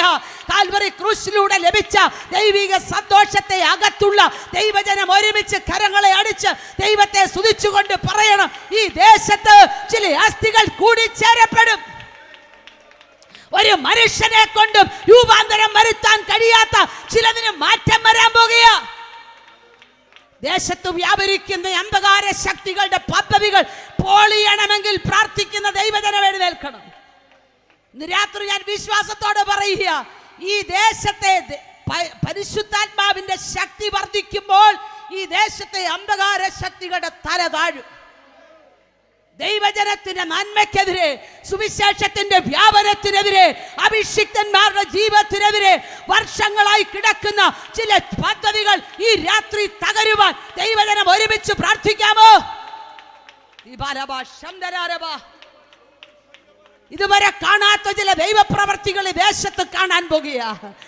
യേശു നമുക്ക് വേണ്ടി വന്നത് സത്യമാണെന്ന് വിശ്വസിച്ച് പെട്ടകത്തിനകത്ത് കയറിയവരോട് ഞാൻ പറയാം, ചിലതും കൂടെ പുറത്ത് കിടക്കുകയാ. മടക്കി വരുത്താൻ, മടക്കി വരുത്താൻ, മടക്കി വരുത്താൻ ദൈവത്തിന് മനസ്സുണ്ട്. ഹല്ലേലൂയ, ഹല്ലേലൂയ. പ്രവാചകൻ പറഞ്ഞു, എനിക്കറിയില്ല. ദൈവം അവനോട് പറഞ്ഞു, ഈ അസ്ഥികൾ ജീവിക്കും. എന്തുകൊണ്ട് അസ്ഥികൾ ജീവിക്കും? ഞാൻ ദൈവജനത്തോട് ആ ദൂത് പറയുക. യുദ്ധത്തിന് വേണ്ടി പോയി താഴ്വരകളിൽ പട്ടുപോയവരുടെ അസ്ഥികളാണത്. യുദ്ധത്തിൽ ആരും പരാജയപ്പെടാൻ പോകാറില്ല. യുദ്ധത്തിൽ പോകുന്നവർ ഞങ്ങൾ ജയിക്കുമെന്ന് പറഞ്ഞാ പോകുന്നേ. ഈ അസ്ഥികളുടെ ഉടയവർക്കും അങ്ങനെ ഒരു ദർശനമകത്തുണ്ട്, ഞങ്ങൾ വിജയിക്കുമെന്ന്. പക്ഷേ സന്ദർഭവശാൽ അവർ പരാജയപ്പെട്ടു. അവരുടെ അസ്ഥികൾ ചിതറിക്കിടക്കുകയാ. പക്ഷേ അവരുടെ അസ്ഥികൾക്കകത്തൊരു ദർശനം ചലിക്കുന്നുണ്ട്. വർഷങ്ങൾക്ക് മുൻപ് അവർ മരണപ്പെട്ടായിരിക്കും, പക്ഷേ അവരുടെ അസ്ഥിക്കകത്തൊരു ദർശനം കയറിയിട്ടുണ്ട്.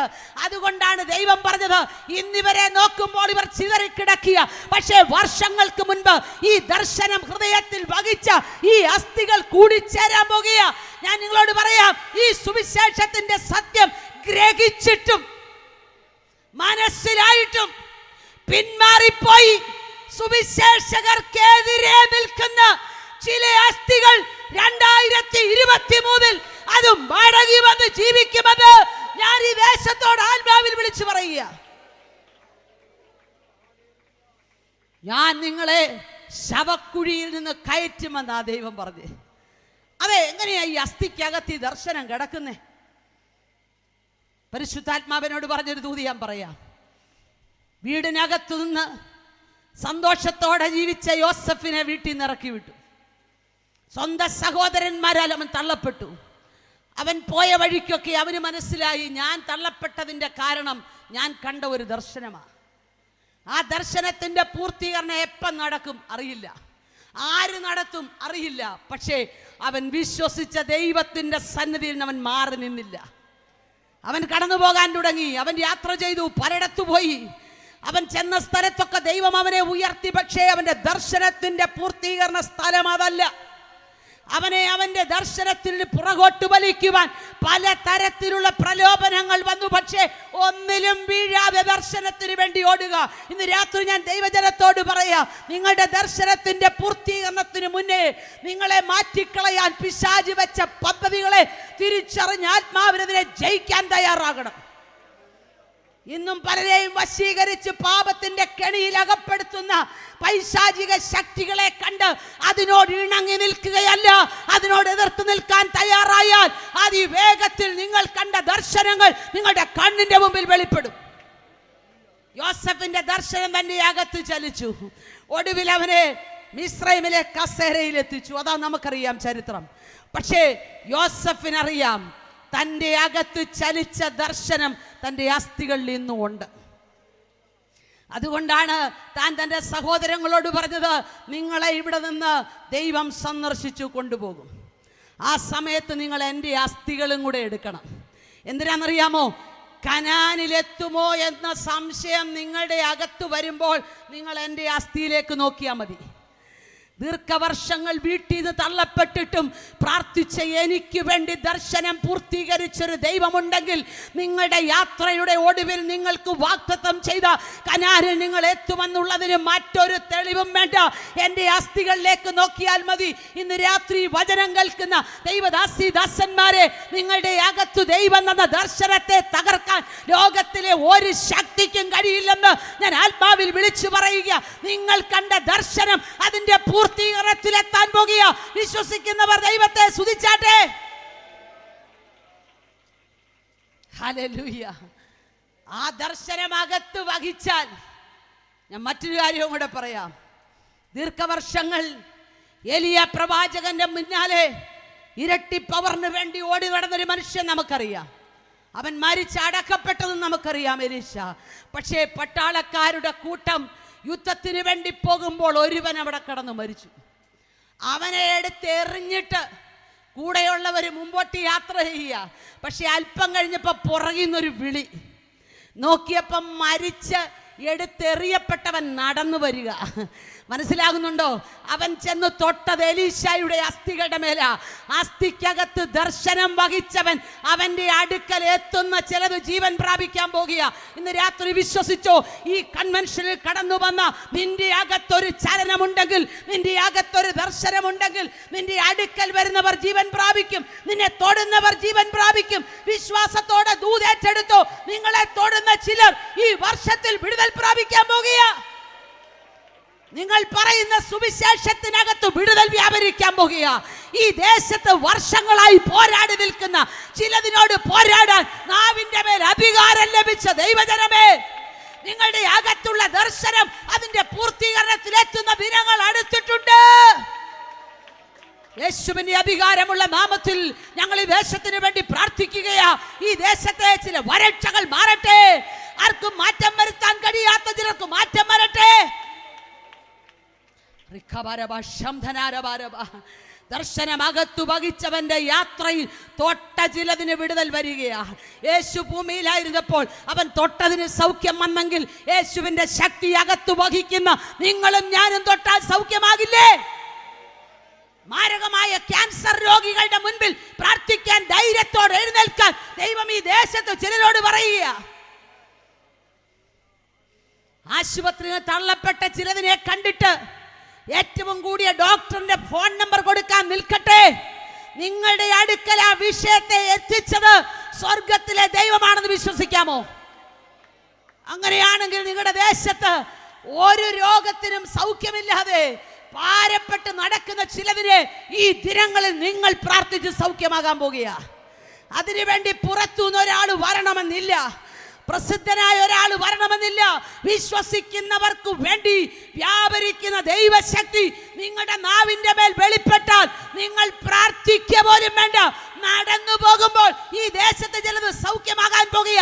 വിശ്വസിക്കുന്നവർ ദൈവത്തിന് മഹത്വം കൊടുത്താട്ടെ. ഹല്ലേലൂയ.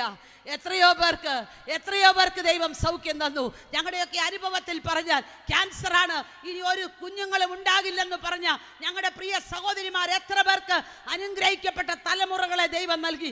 മെഡിക്കൽ കോളേജിലെ ഡോക്ടേഴ്സ് തള്ളിയതാ. ഇനി ഈ ഗർഭപാത്രത്തിനകത്തൊരു കുഞ്ഞുണ്ടാകില്ലെന്നൊക്കെ ഞങ്ങളുടെ വീടിനകത്ത് കേട്ട ശബ്ദമാ. പക്ഷെ അതിനെയൊക്കെ തിരുത്തി എഴുതാൻ സ്വർഗത്തിലെ ദൈവത്തിന് കഴിയും. ഇന്ന് രാത്രിയിലും അതിവിടെ സംഭവിക്കും. ഞാൻ വിശ്വസിക്കുന്നു. ഈ സുവിശേഷ യോഗത്തിനു വേണ്ടി വില മുടക്കി നിങ്ങൾ ഇവിടെ വന്നെങ്കിൽ, ഈ വീട് തുറന്നു കൊടുക്കാൻ തയ്യാറായെങ്കിൽ ദൈവത്തിന്റെ പദ്ധതി ദേശത്ത് വെളിപ്പെടാതെ ഇരിക്കില്ല. ഈ കൺവെൻഷൻ മുഖാന്തരം ഈ ദേശം ഒരു വലിയ ചലനത്തിലേക്ക് നീങ്ങുകയാ. ഞാൻ എൻ്റെ സഭയെ പണിയും, പാതാള ഗോപുരങ്ങൾ അതിനെ ജയിക്കുകയില്ല. അങ്ങനെയെങ്കിൽ ജയിക്കാൻ വേണ്ടി കാത്തിരിക്കുന്ന ചിലതിനെ പരാജയപ്പെടുത്തുവാൻ ദൈവം നിങ്ങളെ തെരഞ്ഞെടുത്തതാ കേട്ടോ. ഹല്ലേലൂയ. സ്വർഗത്തിൽ നിന്ന് ഭൂമിയിലേക്ക് വന്ന ദൈവപുത്രന്റെ യാത്രയെ കുറിച്ചാണ് ഞാൻ പറഞ്ഞത്. ആ ക്രൂശിലെ യാത്രയിൽ തന്നെ അനുഗമിച്ച ചിലതിനെ കൂടെ ഞാനൊന്ന് പറഞ്ഞു നിർത്താൻ ആഗ്രഹിക്കുന്നു. ഒന്നാമതായി യാത്രയിൽ അനുഗമിച്ചൊരു മനുഷ്യൻ കുറേനക്കാരനായ ശിമോന. ആ മനുഷ്യൻ ഒന്നും അറിയാതെയാ വന്നത്. താൻ വയലിലെ പണി കഴിഞ്ഞ് വരികയാ. അവിടെ നിൽക്കുന്നവരാരും ക്രൂശ് തൊടില്ല, ഇത് ശാപമായതുകൊണ്ട്. പക്ഷേ അദ്ദേഹത്തിന് എതിർക്കാൻ കഴിയുന്നതിന് മുന്നമേ ആ ക്രൂശിന്റെ ഭാരം ചുമക്കുവാൻ അദ്ദേഹത്തെ പിടിച്ചേൽപ്പിച്ചു. നിങ്ങളൊന്ന് ആലോചിച്ച് നോക്കിക്കേ. പണി കഴിഞ്ഞ് ക്ഷീണിച്ച് വരുമ്പോൾ നിർബന്ധം കൊണ്ട് ക്രൂശ് ചുമക്കേണ്ടി വന്ന ആ മനുഷ്യന്റെ അവസ്ഥ. ആ മനുഷ്യൻ കടന്നു പോകുക. ആ മനുഷ്യൻ നോക്കിയപ്പോൾ പുറമെല്ലാം ഉഴവ് ചാലുകൾ പോലെ കീറി. കണ്ടാൽ ആളല്ല എന്ന് തോന്നുമാറ് ഈ കുരിശിന്റെ ഭാരവും വഹിച്ചു കൊണ്ടുപോകുന്നൊരു മനുഷ്യൻ. ആ മനുഷ്യനെ സഹായിക്കുവാൻ ആവശ്യപ്പെട്ടു. എന്നാൽ ഞാൻ ചെയ്തേക്കാം എന്നോർത്ത് മനസ്സോടെയാണോ മനസ്സില്ലാതെയാണോ എന്നൊന്നും എനിക്കറിയില്ല. പക്ഷെ ആ മനുഷ്യൻ പതിയെ ആ ക്രൂശിന്റെ ഭാരമൊന്ന് ചുമന്നു കൊടുത്തു. ആ രക്തത്തുള്ളികൾ ചിലത് തൻ്റെ ശരീരത്തിലും പറ്റി. താൻ തൻ്റെ ദൗത്യം പറഞ്ഞത് ചെയ്തേച്ച് താൻ വീട്ടിലെത്തി. തൻ്റെ ശരീരത്തിലെ ആ ചോരപ്പാടുകൾ കണ്ടിട്ട് വീട്ടിലുള്ളവർ ചോദിച്ചു കാണും എന്ത് സംഭവിച്ചുവെന്ന്. ആ മനുഷ്യൻ പറഞ്ഞു കാണും, എനിക്കറിയില്ല, ഒരു മനുഷ്യൻ ഇങ്ങനെ ഭാരമുള്ള ക്രൂശും ചുമന്നുകൊണ്ട് പോകുമ്പോൾ എന്നെ നിർബന്ധത്തോടെ ആ ക്രൂശ് ചുമക്കാൻ ഏൽപ്പിച്ചതാ. പക്ഷേ ഞാൻ എന്തിനാണിത് ചുമക്കുന്നതെന്ന് എനിക്കറിയില്ലെങ്കിലും ഞാൻ നോക്കിയപ്പോൾ എൻ്റെ കണ്ണുകളിലേക്കൊരു നോട്ടം വന്നു.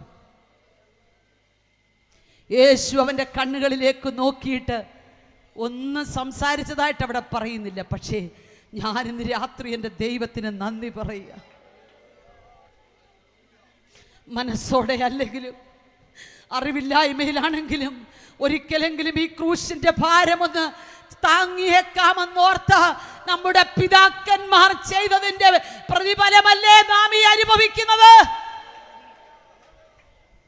ഒരു കാലത്ത് സുവിശേഷ സത്യത്തിന് വേണ്ടി ഇറങ്ങി തിരിച്ചവരെ വെട്ടനായെ പോലെ ഓടിച്ചൊരു കാലഘട്ടമുണ്ടായിരുന്നു. വിവാഹ സദ്യക്ക് ഇലയിൽ വിളമ്പിയ ചോറ് ഭക്ഷിപ്പാൻ കഴിയാതെ പെന്തക്കോസുകാർ ഇറങ്ങിപ്പോകാതെ ഞങ്ങൾ ഭക്ഷണം കഴിക്കില്ലെന്ന് പറഞ്ഞൊരു കാലഘട്ടമുണ്ടായിരുന്നു. അതിൻ്റെ മുമ്പിൽ നിന്ന് ഇന്നത്തെ സൗകര്യങ്ങളൊന്നുമില്ല. ആരെയും മൊബൈൽ ഫോണിൽ വിളിച്ച് കേസൊന്നും കൊടുത്തില്ല.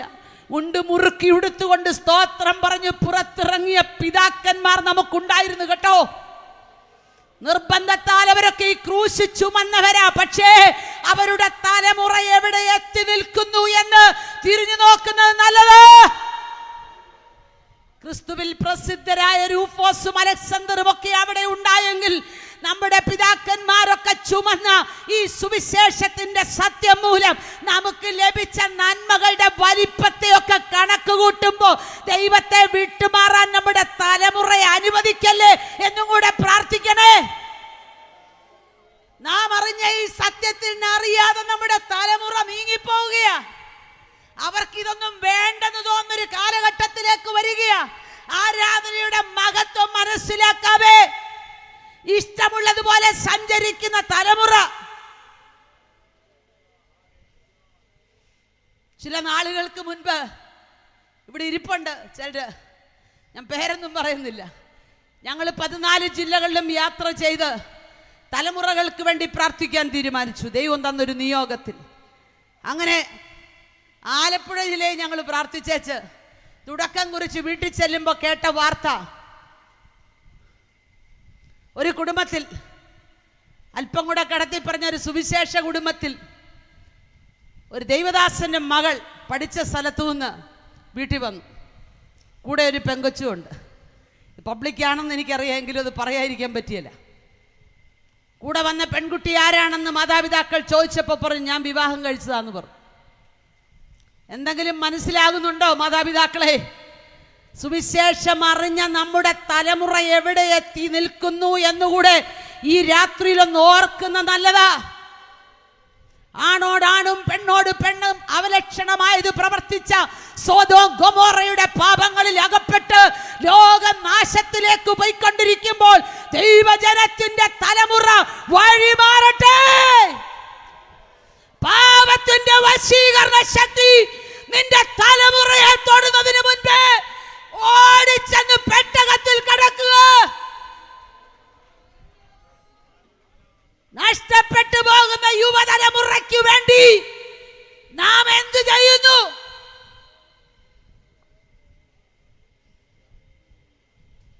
പ്രസ്ഥാനങ്ങൾ കെട്ടിപ്പൊക്കാനും നേതൃത്വങ്ങളെ വളർത്താനും രാഷ്ട്രീയ കൂട്ടുകെട്ട് സഭയ്ക്കകത്ത് കൊണ്ടുവരാനും ഇലക്ഷൻ നടത്തി കോടികൾ കൊടുക്കാനും തയ്യാറാകുന്നവർ ഓർക്കുക, തലമുറ വഴിമാറുകയോ.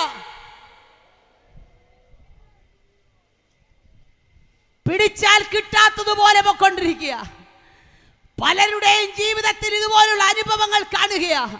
ഇതൊക്കെ ലോകക്കാരുടെ ഇടയിൽ ഉണ്ടെന്ന് പറഞ്ഞാൽ നമ്മൾ സന്തോഷിച്ചേ. പക്ഷേ ഇന്നത് അകത്ത് കയറിയെന്ന് മനസ്സിലാകുന്നവരുണ്ടോ എന്ന് എനിക്കറിയില്ല. ഞങ്ങൾ യാത്ര ചെയ്ത് പല സ്ഥലത്തും ചെല്ലുമ്പോൾ പിടിവിട്ടു പോകുന്ന സന്ദർഭങ്ങളെ കേൾക്കുകയാ. പഠനത്തിനു വേണ്ടി പല സ്ഥലങ്ങളിലേക്ക് അയച്ച് ധൈര്യത്തോടെ വീട്ടിയിരിക്കുന്ന മാതാപിതാക്കളോട് ഞാൻ പറയാം, ദൈവസന്നിധിയിൽ കവിണ് വീണ് തലമുറയ്ക്ക് വേണ്ടി പ്രാർത്ഥിച്ചോ. ദൈവഭയം നഷ്ടപ്പെട്ട തലമുറകൾ വർദ്ധിക്കുന്ന കാലഘട്ടത്തിൽ ഗവൺമെന്റ് പോലും അത് വേണ്ട,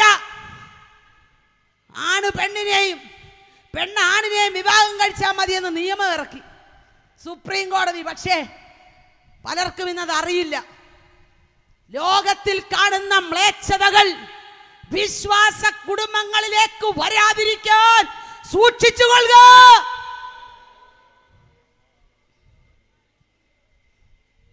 പാപത്തിന്റെ ആരംഭം തിരിച്ചറിഞ്ഞ് അതിൽ നിന്നും മാറ്റാൻ നമുക്ക് ചെയ്യാൻ പറ്റുന്നൊക്കെ ചെയ്യണം.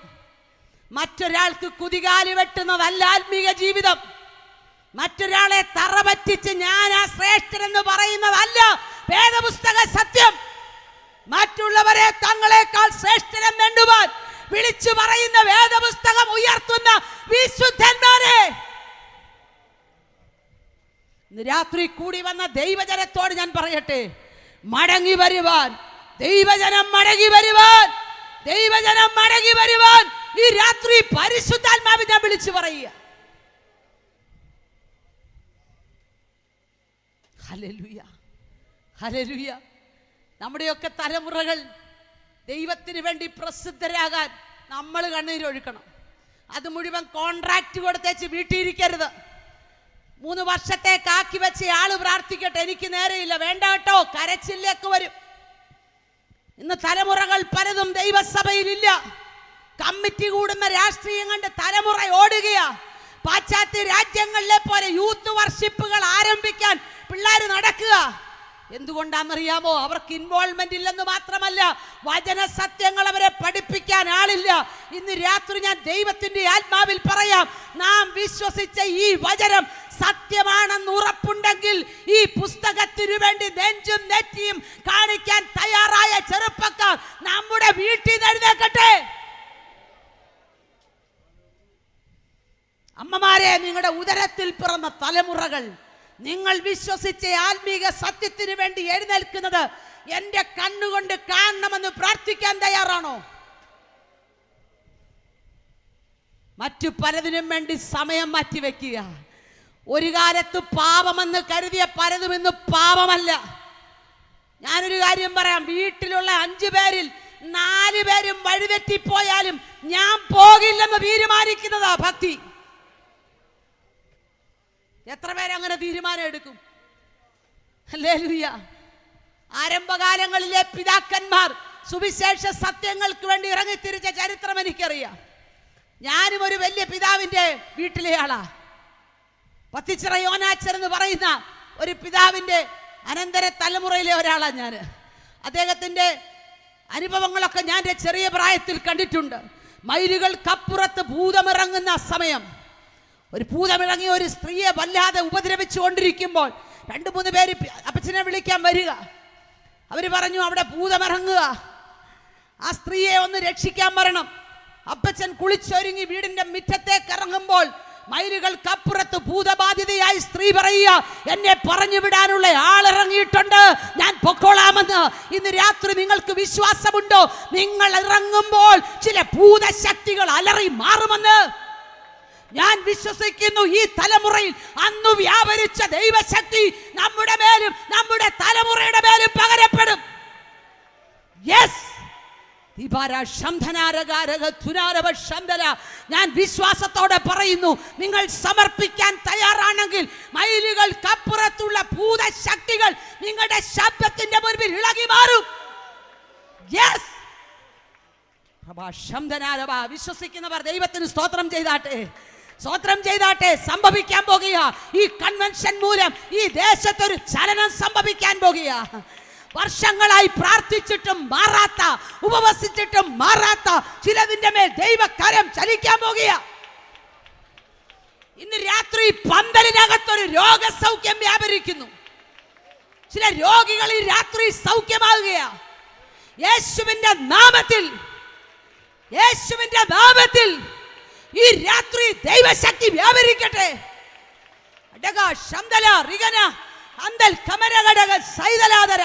യേശുവിന്റെ നാമത്തിൽ ഈ രാത്രി ഞാൻ പരിശുദ്ധാത്മ നിയോഗത്തിൽ വിളിച്ചു പറയുക, വർഷങ്ങൾ പഴകിയ ചില രോഗങ്ങൾ, ഇനി ഇതിന് സൗഖ്യമില്ലെന്ന് പറഞ്ഞ ചിലത് ഈ രാത്രി പന്തലിനകത്ത് വിടുവിക്കപ്പെടാൻ പോകുക. ഞാനത് ആത്മാവിൽ കാണുകയാ. യെസ്, അത് സംഭവിക്കട്ടെ, അത് സംഭവിക്കട്ടെ. യെസ്, ഇന്ന് രാത്രി നടക്കുകയാ. എൻ്റെ ആത്മാവിൽ എന്നോട് പറയുക, ഇന്ന് രാത്രി ചില രോഗസൗഖ്യങ്ങൾ ഇവിടെ നടക്കുന്നു. എല്ലാ വർഷത്തെയും കൺവെൻഷനേക്കാൾ വ്യത്യസ്തമായി ഈ രാത്രികൾ നടക്കുന്ന കൺവെൻഷനിൽ ദൈവം ചില കെട്ടുകൾ അഴിക്കാൻ പോകുക, ചില അസ്ഥികൾ കൂടി ചേരാൻ പോകുക. ബന്ധം വിട്ട് ദൈവസഭയിൽ പിന്മാറ്റത്തിലേക്ക് പോയ ചിലത് മടങ്ങി വരാൻ പോകുക. യേശുവിന്റെ നാമത്തിൽ വിശ്വസിച്ച് പ്രാർത്ഥിച്ചു. ഭവനത്തിലെത്തുന്നതിന് മുൻപ് ചില മറുപടികൾ വരികയോ. യേശുവിന്റെ നാമത്തിൽ, യേശുവിന്റെ നാമത്തിൽ മൈലുകൾക്കപ്പുറത്ത് ചില രോഗസൗഖ്യങ്ങൾ നടക്കുകയാ. ദീർഘവർഷങ്ങളായി വാഗ്ദത്തം ലഭിച്ചിട്ടും തലമുറയില്ലാതെ ഭാരപ്പെടുന്ന ചില കുടുംബങ്ങൾക്കകത്ത് യെസ് യെസ് ചില മറുപടികൾ കാണാൻ പോകുക, ചില അത്ഭുതങ്ങൾ നടക്കാൻ പോകുക. യേശുവിന്റെ നാമത്തിൽ സംഭവിക്കട്ടെ. Hallelujah, hallelujah. പ്രാർത്ഥനയോടെ കാത്തിരുന്നോ, ദൈവത്തിന്റെ പ്രവൃത്തി വെളിപ്പെടും. ഇന്ന് ചില മറുപടികൾ നിങ്ങളുടെ ഫോൺ കോളിലൂടെ കേൾക്കും. യെസ്, ഹല്ലേലൂയ. റബന ഹദന ദിഗന. കരങ്ങളെ അടിച്ച് ദൈവത്തിന് സ്തോത്രം ചെയ്താട്ടെ, ദൈവത്തിന് സ്തോത്രം ചെയ്താട്ടെ. ചില വിടുതലുകൾ ഈ രാത്രി നടക്കുമെന്ന് പരിശുദ്ധാത്മാവിനോട് പറയുക. യെസ് യെസ്, ഉടബ രഗന ഹദന ദിഗന. യേശുവിന്റെ നാമത്തിൽ ഇതുവരെ നടക്കാത്ത ചിലത് ദൈവസഭയിലേക്ക് വരികയാ.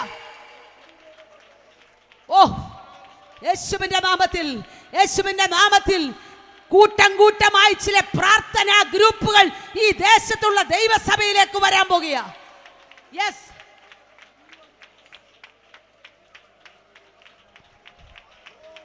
വർഷങ്ങൾ പഴക്കമുള്ള ചില പാരമ്പര്യ സഭകൾ,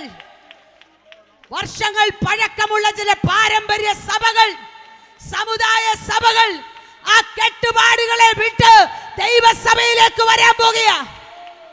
യെസ്, അത് സംഭവിക്കാൻ പോകുന്നു. Hallelujah, hallelujah. നമ്മുടെ മുൻവിധികളെ മാറ്റാൻ നമ്മൾ തയ്യാറാണോ? രാത്രി ദേശത്തോടാണ് സുവിശേഷം പറയാൻ വന്നതെങ്കിലും ദൈവാത്മാവ് ഈ ദൂതനെ ഡൈവേർട്ട് ചെയ്യുകയാ. ഞാൻ ചോദിക്കട്ടെ, മനസ്സുകൊണ്ട് അംഗീകരിക്കാൻ തയ്യാറാണോ? നമ്മുടെ പ്ലാനുകൾ, നമ്മുടെ പദ്ധതികൾക്കനുസരിച്ച് ദൈവസഭ പോകണമെന്ന് നിർബന്ധം പിടിക്കല്ലേ. നമ്മുടെ ചിന്തകൾക്കനുസരിച്ച് ദൈവസഭ പോകണമെന്ന് നിർബന്ധം പിടിക്കല്ലേ. കാട്ടുപ്രാക്കൾ സംഘമെല്ലാം വീരുന്നു ശാല തന്നിൽ.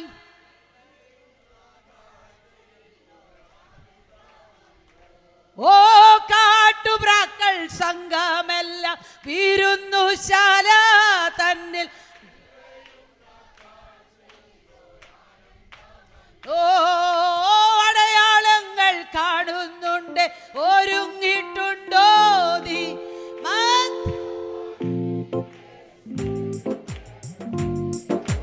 അടയാളങ്ങൾ കാണുന്നുണ്ട്, ഒരുങ്ങിയിട്ടുണ്ടോ നീ? അടയാളങ്ങൾ കാണുന്നുണ്ട്, ഒരുങ്ങിയിട്ടുണ്ടോ നീ? മധ്യവാനിൽ യേശു വെളിപ്പെടുമേ, മധ്യവാനിൽ യേശു വെളിപ്പെടുമേ. കാഹളനാദം നീ കേൾക്കും മുൻപേ, കാഹളനാദം നീ കേൾക്കും മുൻപേ, പത്രങ്ങളിലെന്ന വേഗം നിറച്ചു കൊള്ളേണമേ. മങ്ങുന്ന വിളക്കുകൾ തെളിയിക്കുക, മങ്ങുന്ന വിളക്കുകൾ തെളിയിക്കുക. അതെ, രാത്രി ദൈവാത്മാവനോട് പറയാം, നമ്മൾ ആ പാട്ടുപാടി ഒടുവിൽ ആരാധിക്കും. ദൈവസഭ എങ്ങനെ മുൻപോട്ട് പോകണമെന്ന് തീരുമാനിക്കുന്നത് കമ്മിറ്റിയല്ല. പരിശുദ്ധാത്മാവ് നിയന്ത്രിക്കാൻ ദൈവസഭകളെ ഏറ്റെടുക്കാൻ പോകുക. തടസ്സമായി നിൽക്കുന്നതിനോട് ദൈവം ഇടപെടാൻ പോകുക. ദേശത്ത് ദൈവത്തിനുള്ള ചിലതിനെ വേർതിരിക്കാൻ സമയമായി. അകത്തിരിക്കുന്നവരുടെ മുൻവിധികളെ മാറ്റുവാൻ ദൈവാത്മാവ് ദൈവസഭകളോട് പറയുക. ആരെ സഭയിൽ അയക്കണമെന്ന് തീരുമാനിക്കുന്നത് ദൈവമാണ്. വരുന്നവരെ നമ്മൾ സ്വീകരിച്ചേ പറ്റൂ. Praise God. നമുക്ക് ഭയങ്കര ചിട്ടയാ. നമ്മൾ വിചാരിക്കുന്ന പോലെ വരുന്നവരെ മാത്രമേ നമ്മൾ അംഗീകരിക്കുള്ളൂ. ഇല്ല, ഞാൻ ഇന്ന് രാത്രി ഒരു ദൂത് പറഞ്ഞാ നിർത്തുന്നേ. പത്രോസിനെ കൊർന്നല്യോസിന്റെ വീട്ടിലേക്ക് വിട്ടപ്പോ ദൈവത്തിന്റെ മനസ്സിലൊരു പ്ലാൻ ഉണ്ടായിരുന്നു. ഞാൻ ചോദിക്കട്ടെ, ബാക്കി 11 പേരും എവിടെ പോയി? ബാക്കിയുള്ള 11 പേരോടും ആലോചന ചോദിക്കാതെ പത്രോസിനെ വിട്ടതാരാ? 11 പേരോടും ആലോചന ചോദിച്ചെങ്കിൽ അവിടെ ഒരു കാര്യം നടക്കില്ല. തമ്പുരാൻ അതുകൊണ്ട് നേരിട്ട് മറ്റൊരാളോട് കോണ്ടാക്ട് ചെയ്യാൻ സമയമില്ലാതെ പത്രോസിനോട് പറഞ്ഞു, വേഗത്തിൽ പൊക്കോളാൻ. മനസ്സിലാകുന്നുണ്ടോ? പത്രോസ് എന്നപ്പോ അഡ്ജസ്റ്റ് ചെയ്യാൻ മേലാത്ത സ്ഥലമാ അത്. ജാതികളുടെ വീട്ടിൽ ആദ്യമായിട്ട് കാലുകുത്തിയ യഹൂദൻ പത്രോസാ. അങ്ങനെ ഞാനൊന്നും പോവത്തില്ല. ഞങ്ങൾ അങ്ങനെ കൂടി, ഞങ്ങള് ഇടയ്ക്കാട് കുടുംബം അല്ലേ, സ്തോത്രം. ഞങ്ങളൊക്കെ ഇടയ്ക്കാട് കുടുംബം, ഞങ്ങൾക്കും അങ്ങനെയൊക്കെ ഒത്തിരി കുടുംബമുണ്ട്. പക്ഷേ അതെല്ലാം താത്തി വെച്ച് കുരിശും മൂട്ടി വന്നപ്പം ജനസഭയിൽ ഇരച്ചു കയറാൻ തുടങ്ങിയെന്ന്. രമ്യകർമ്മ്യങ്ങളും മണിമാളികകളും ഒക്കെ വിട്ട്, കുടുംബ കല്ലറകളൊക്കെ വിട്ട് ദൈവസഭയിലേക്ക് വന്നപ്പം ആരുമില്ലായിരുന്നല്ലോ. ഇന്ന് പണവും പത്രാസും വർദ്ധിച്ചപ്പോൾ എങ്ങനെയും ദൈവസഭയെ കൊണ്ടുപോകാമെന്ന് തീരുമാനിച്ചതാരാ? എനിക്കറിയാം, ഞാനൊരു സ്ത്രീയാണിത് പറയാൻ പറ്റുന്നത്. പക്ഷേ പരിശുദ്ധാത്മാവ് നിയോഗിച്ചാൽ ഇത് പറയാതെ പോവില്ല. ദൈവസഭകൾ മറ്റ് ചിലരുടെ സ്വകാര്യ സ്വത്തായി മാറ്റിയാൽ സ്വർഗം ഇടപെടും.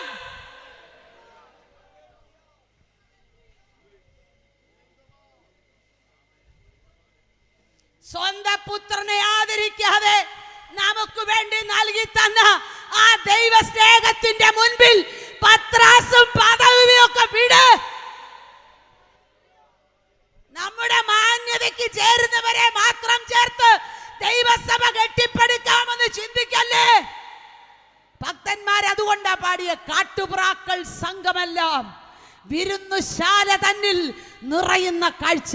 അതെ, ഞാൻ വിശ്വസിക്കുന്നു ദൈവസഭകളുടെ മുഖച്ഛായ ദൈവം മാറ്റാൻ പോവാ. അഭിഷിക്തന്മാരെയൊക്കെ ദൈവം അങ്ങ് എടുത്ത് ഉപയോഗിക്കാൻ പോകുകയാ. നമ്മുടെ ഫ്രെയിം ഒക്കെ ഒന്ന് തല്ലിപ്പൊട്ടിച്ച് കളഞ്ഞിട്ട് തമ്പുരാന്റെ ഫ്രെയിമിലേക്ക് ഇറങ്ങാൻ തീരുമാനിച്ചോ?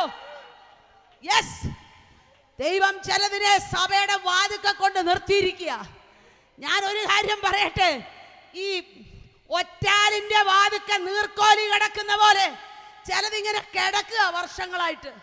ഞങ്ങളുടെ സഭ അത് വിട്ട് ദൈവസഭ നിരപ്പായി ദൈവകൃപയിൽ താഴ്ന്നിരിക്കാമെങ്കിൽ ഈ ദിവസങ്ങൾ ദേശത്തുനിന്ന് ചിലതിനെ, യെസ്, അത്ര സന്തോഷമുള്ള ദൂതല്ലെന്നറിയാം. പക്ഷെ ദൈവാത്മാവി ദേശത്തോട് പറയാൻ പറയുക, ദൈവസഭകൾ നിറയണമെന്ന് ആഗ്രഹമുണ്ടോ? അതോ നട്ടപ്പെടും ഒരു കൊട്ട പറിച്ചപ്പെടും ഒരു കൊട്ട അതിനാണോ? അല്ല, സഭകൾ വളരട്ടെ.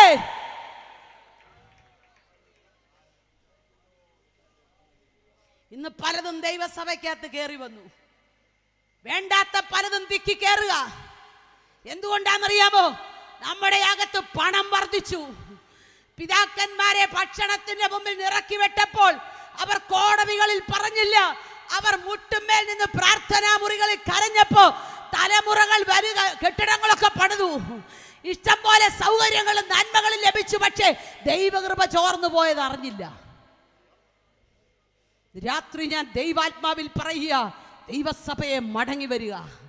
ദേശത്ത് ദൈവസഭയുടെ മഹത്വം ദൈവം ഉയർത്താൻ പോകുക. സഭകൾക്കകത്ത് ആത്മാക്കളെ കൊണ്ട് നിറയ്ക്കാൻ പോകുക. പാപത്തിൽ കിടക്കുന്ന ചിലത് യജമാനന്മാരെ രക്ഷ പ്രാപിപ്പാൻ എന്ത് ചെയ്യണമെന്ന് ചോദിച്ച് വരാൻ കാത്തിരിക്കുന്നു. ഞാൻ അതിന് തടസ്സമാകരുത് എന്ന് ഓരോ വിശ്വാസിയും പ്രാർത്ഥിക്കട്ടെ. പറഞ്ഞു നിർത്തട്ടെ. പത്രോസ് അപ്പോസ്തലൻ ചെന്നു. കൊർന്നലിയോസിന്റെ വീട്ടിലേക്ക് ചെന്നപ്പോ ജാതികളുടെ കൂട്ടം കാത്തിരിക്കുക പ്രസംഗം കേൾക്കാൻ. പത്രോസ് വലിയ പ്രോഗ്രാം ഷീറ്റുമായിട്ടാ പോയത്. പത്രോസിന്റെ ഷീറ്റിനകത്ത് പ്രോഗ്രാം ഉണ്ട്. എന്താ പ്രോഗ്രാം? മാനസാന്തരം, സ്നാനം, പരിശുദ്ധാത്മ നിറവ്, അങ്ങനെ 7 കൂട്ടം കാര്യങ്ങൾ. ഈ പ്രോഗ്രാം ഷീറ്റും കൊണ്ട് പത്രോസ് അങ്ങോട്ട് ചെന്നപ്പോൾ തമ്പുരാൻ പറഞ്ഞു, നിന്റെ പ്രോഗ്രാം ഷീറ്റ് എനിക്ക് വേണ്ട. അമ്മൻ പറയാൻ വിഷമ. ഹല്ലേലൂയ. നിന്റെ പ്രോഗ്രാം ഷീറ്റ് എനിക്ക് വേണ്ട, ഞാൻ വലിച്ചു കീറാൻ പോവാ. നീ പറഞ്ഞു മാനസാന്തരം കഴിഞ്ഞ് സ്നാനപ്പെട്ടാലേ ആത്മനിറവ് പ്രാപിക്കുള്ളൂ, പരിശുദ്ധാത്മാവ് വരുവുള്ളെന്ന്. എന്നാ നീ കണ്ടോ, മാനസാന്തരപ്പെട്ടവരുടെ മേൽ ആത്മനിറവിനെ അയക്കാൻ പോവാ. അത് കഴിഞ്ഞ സ്നാനം പ്രോഗ്രാം ഷീറ്റ് അങ്ങ് വലിച്ചു കീറി. ഇന്ന് രാത്രി ചിലരുടെയൊക്കെ പ്രോഗ്രാം ഷീറ്റ് ദൈവം വലിച്ചു കീറും. എന്തിനാണെന്നറിയാമോ? ഒരു യോഗ്യതയുമില്ലാത്ത ചിലതിനെ ദൈവസഭയ്ക്കകത്ത് കൊണ്ടുവരാൻ സമയമായി. കർത്താവെ വേഗം മരണേന്ന് പ്രാർത്ഥിക്കുന്നതല്ലാതെ അപ്പുറത്തെ വീട്ടിലെ അവറാച്ചൻ മരണേന്ന് പ്രാർത്ഥിക്കുന്നില്ല. അവറാച്ചനോട് സുവിശേഷം പറയാൻ നേരെയില്ല.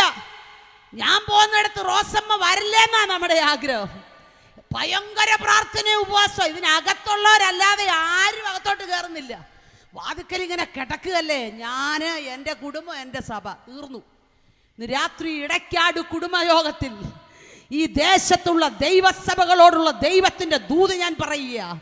പരിശുദ്ധാത്മ നിറവിൽ മറ്റുള്ള വ്യത്യാസങ്ങളെ മാറ്റിവെച്ച്, നമ്മുടെ മനസ്സിന്റെ പ്ലാനുകളെ മാറ്റിവെച്ച് പ്രാർത്ഥിക്കാൻ ദൈവസഭകൾ മുട്ടുമടക്കട്ടെ, ദൈവസഭകൾ ഉണരട്ടെ, ചിലർ അകത്തു വരട്ടെ. യേശുവിന്റെ നാമത്തിൽ അത് സംഭവിക്കട്ടെ. അടുത്ത വർഷം കർത്താവിന്റെ വരവ് താമസമെങ്കിൽ ഈ സുവിശേഷ യോഗം നടക്കുമ്പോൾ ചിലർ ദൈവസഭകളിൽ വന്നു എന്നുള്ള സാക്ഷ്യം കേൾക്കാനിടയാകട്ടെ. ഹല്ലേലൂയ. മുൻവിധികളെ മാറ്റി ഒന്ന് ഇടപെടാൻ പറ്റണം. നമ്മുടെ വലിപ്പ ചെറുപ്പങ്ങളൊക്കെ ഒന്ന് മാറ്റിവെച്ച് ഇടപെടാൻ തയ്യാറാകണം. സമൂഹത്തിന്റെ താഴെക്കിടയിലുള്ള ചിലരോടൊന്ന് ഇടപെടാൻ മനസ്സുണ്ടോ? യേശു വന്നിട്ട് ഉന്നതന്മാരെ മാത്രം തിരക്കിപ്പോയില്ല. നിക്കോദീമോസ് രാത്രിയിലാ കാണാൻ വന്നേ. നിർത്തുക. നിക്കോദീമോസ് രാത്രി കാണാൻ വന്നപ്പോ നീ ദൈവത്തിന്റെ അടുക്കെന്ന് വന്നതാന്ന് പറഞ്ഞപ്പോ, ഗ്ലോറി, ശരിയാ, നിനക്ക് സത്യം മനസ്സിലായല്ലോ എന്ന് പറഞ്ഞ് അവനെ പോളിഷ് ചെയ്ത് വിട്ടില്ല. നിങ്ങൾക്കറിയാമോ, ചില ദിവസങ്ങൾ കഴിയുമ്പോൾ, ചില വർഷങ്ങൾ കഴിയുമ്പോൾ എൻ്റെ ശവശരീരത്തിൽ പൂശേണ്ടതിനുള്ള ഏറ്റവും വില കൂടിയ സുഗന്ധവർഗം കൊണ്ടു കൊടുക്കുന്നവനായി ഇവൻ. അതറിയാവുന്ന അഗ്നിജ്വാലയ്ക്കൊത്ത കണ്ണുള്ളവൻ്റെ അടുക്കലായി ഇവൻ വന്നേ. പക്ഷേ അവനോട് പറഞ്ഞ ദൂതിൻ്റെ അർത്ഥം, നീ അതൊക്കെ കൊണ്ട് കൊടുക്കുമായിരിക്കും, പക്ഷേ നീ വീണ്ടും ജനിച്ചില്ലെങ്കിൽ നിന്റെ കാര്യം പോക്ക. നീ കൊടുക്കുന്ന നന്മകളുടെ വലിപ്പമനുസരിച്ച് സ്വർഗരാജ്യത്തിന്റെ വാതിൽ തുറക്കുമെന്ന് കപടമായി ചിന്തിക്കല്ലേ. കൊടുക്കുന്ന ഡോളറിന്റെ അടിസ്ഥാനത്തിൽ തുറക്കപ്പെടുന്നതല്ല സ്വർഗം. ഈ രാത്രി സുവിശേഷ യോഗം ശ്രദ്ധിക്കുന്ന പുറത്തുള്ളവരോട് ഞാൻ പറയാം, ജീവകാരുണ്യ പ്രവർത്തികൾക്ക് വേണ്ടി കോടിക്കണക്കിന് രൂപ മാറ്റിവെച്ച് കൊടുക്കുന്നത് നല്ലതാ. പക്ഷേ നിങ്ങൾ സ്വർഗത്തിലെത്തണമെങ്കിൽ വീണ്ടും ജനിക്കണം. രാത്രി ദേശത്ത് ചിലർ വീണ്ടും ജനനത്തിന് വേണ്ടി ഒരുങ്ങുവാൻ ഞങ്ങൾ ആത്മാവിൽ പ്രാർത്ഥിക്കുന്നു.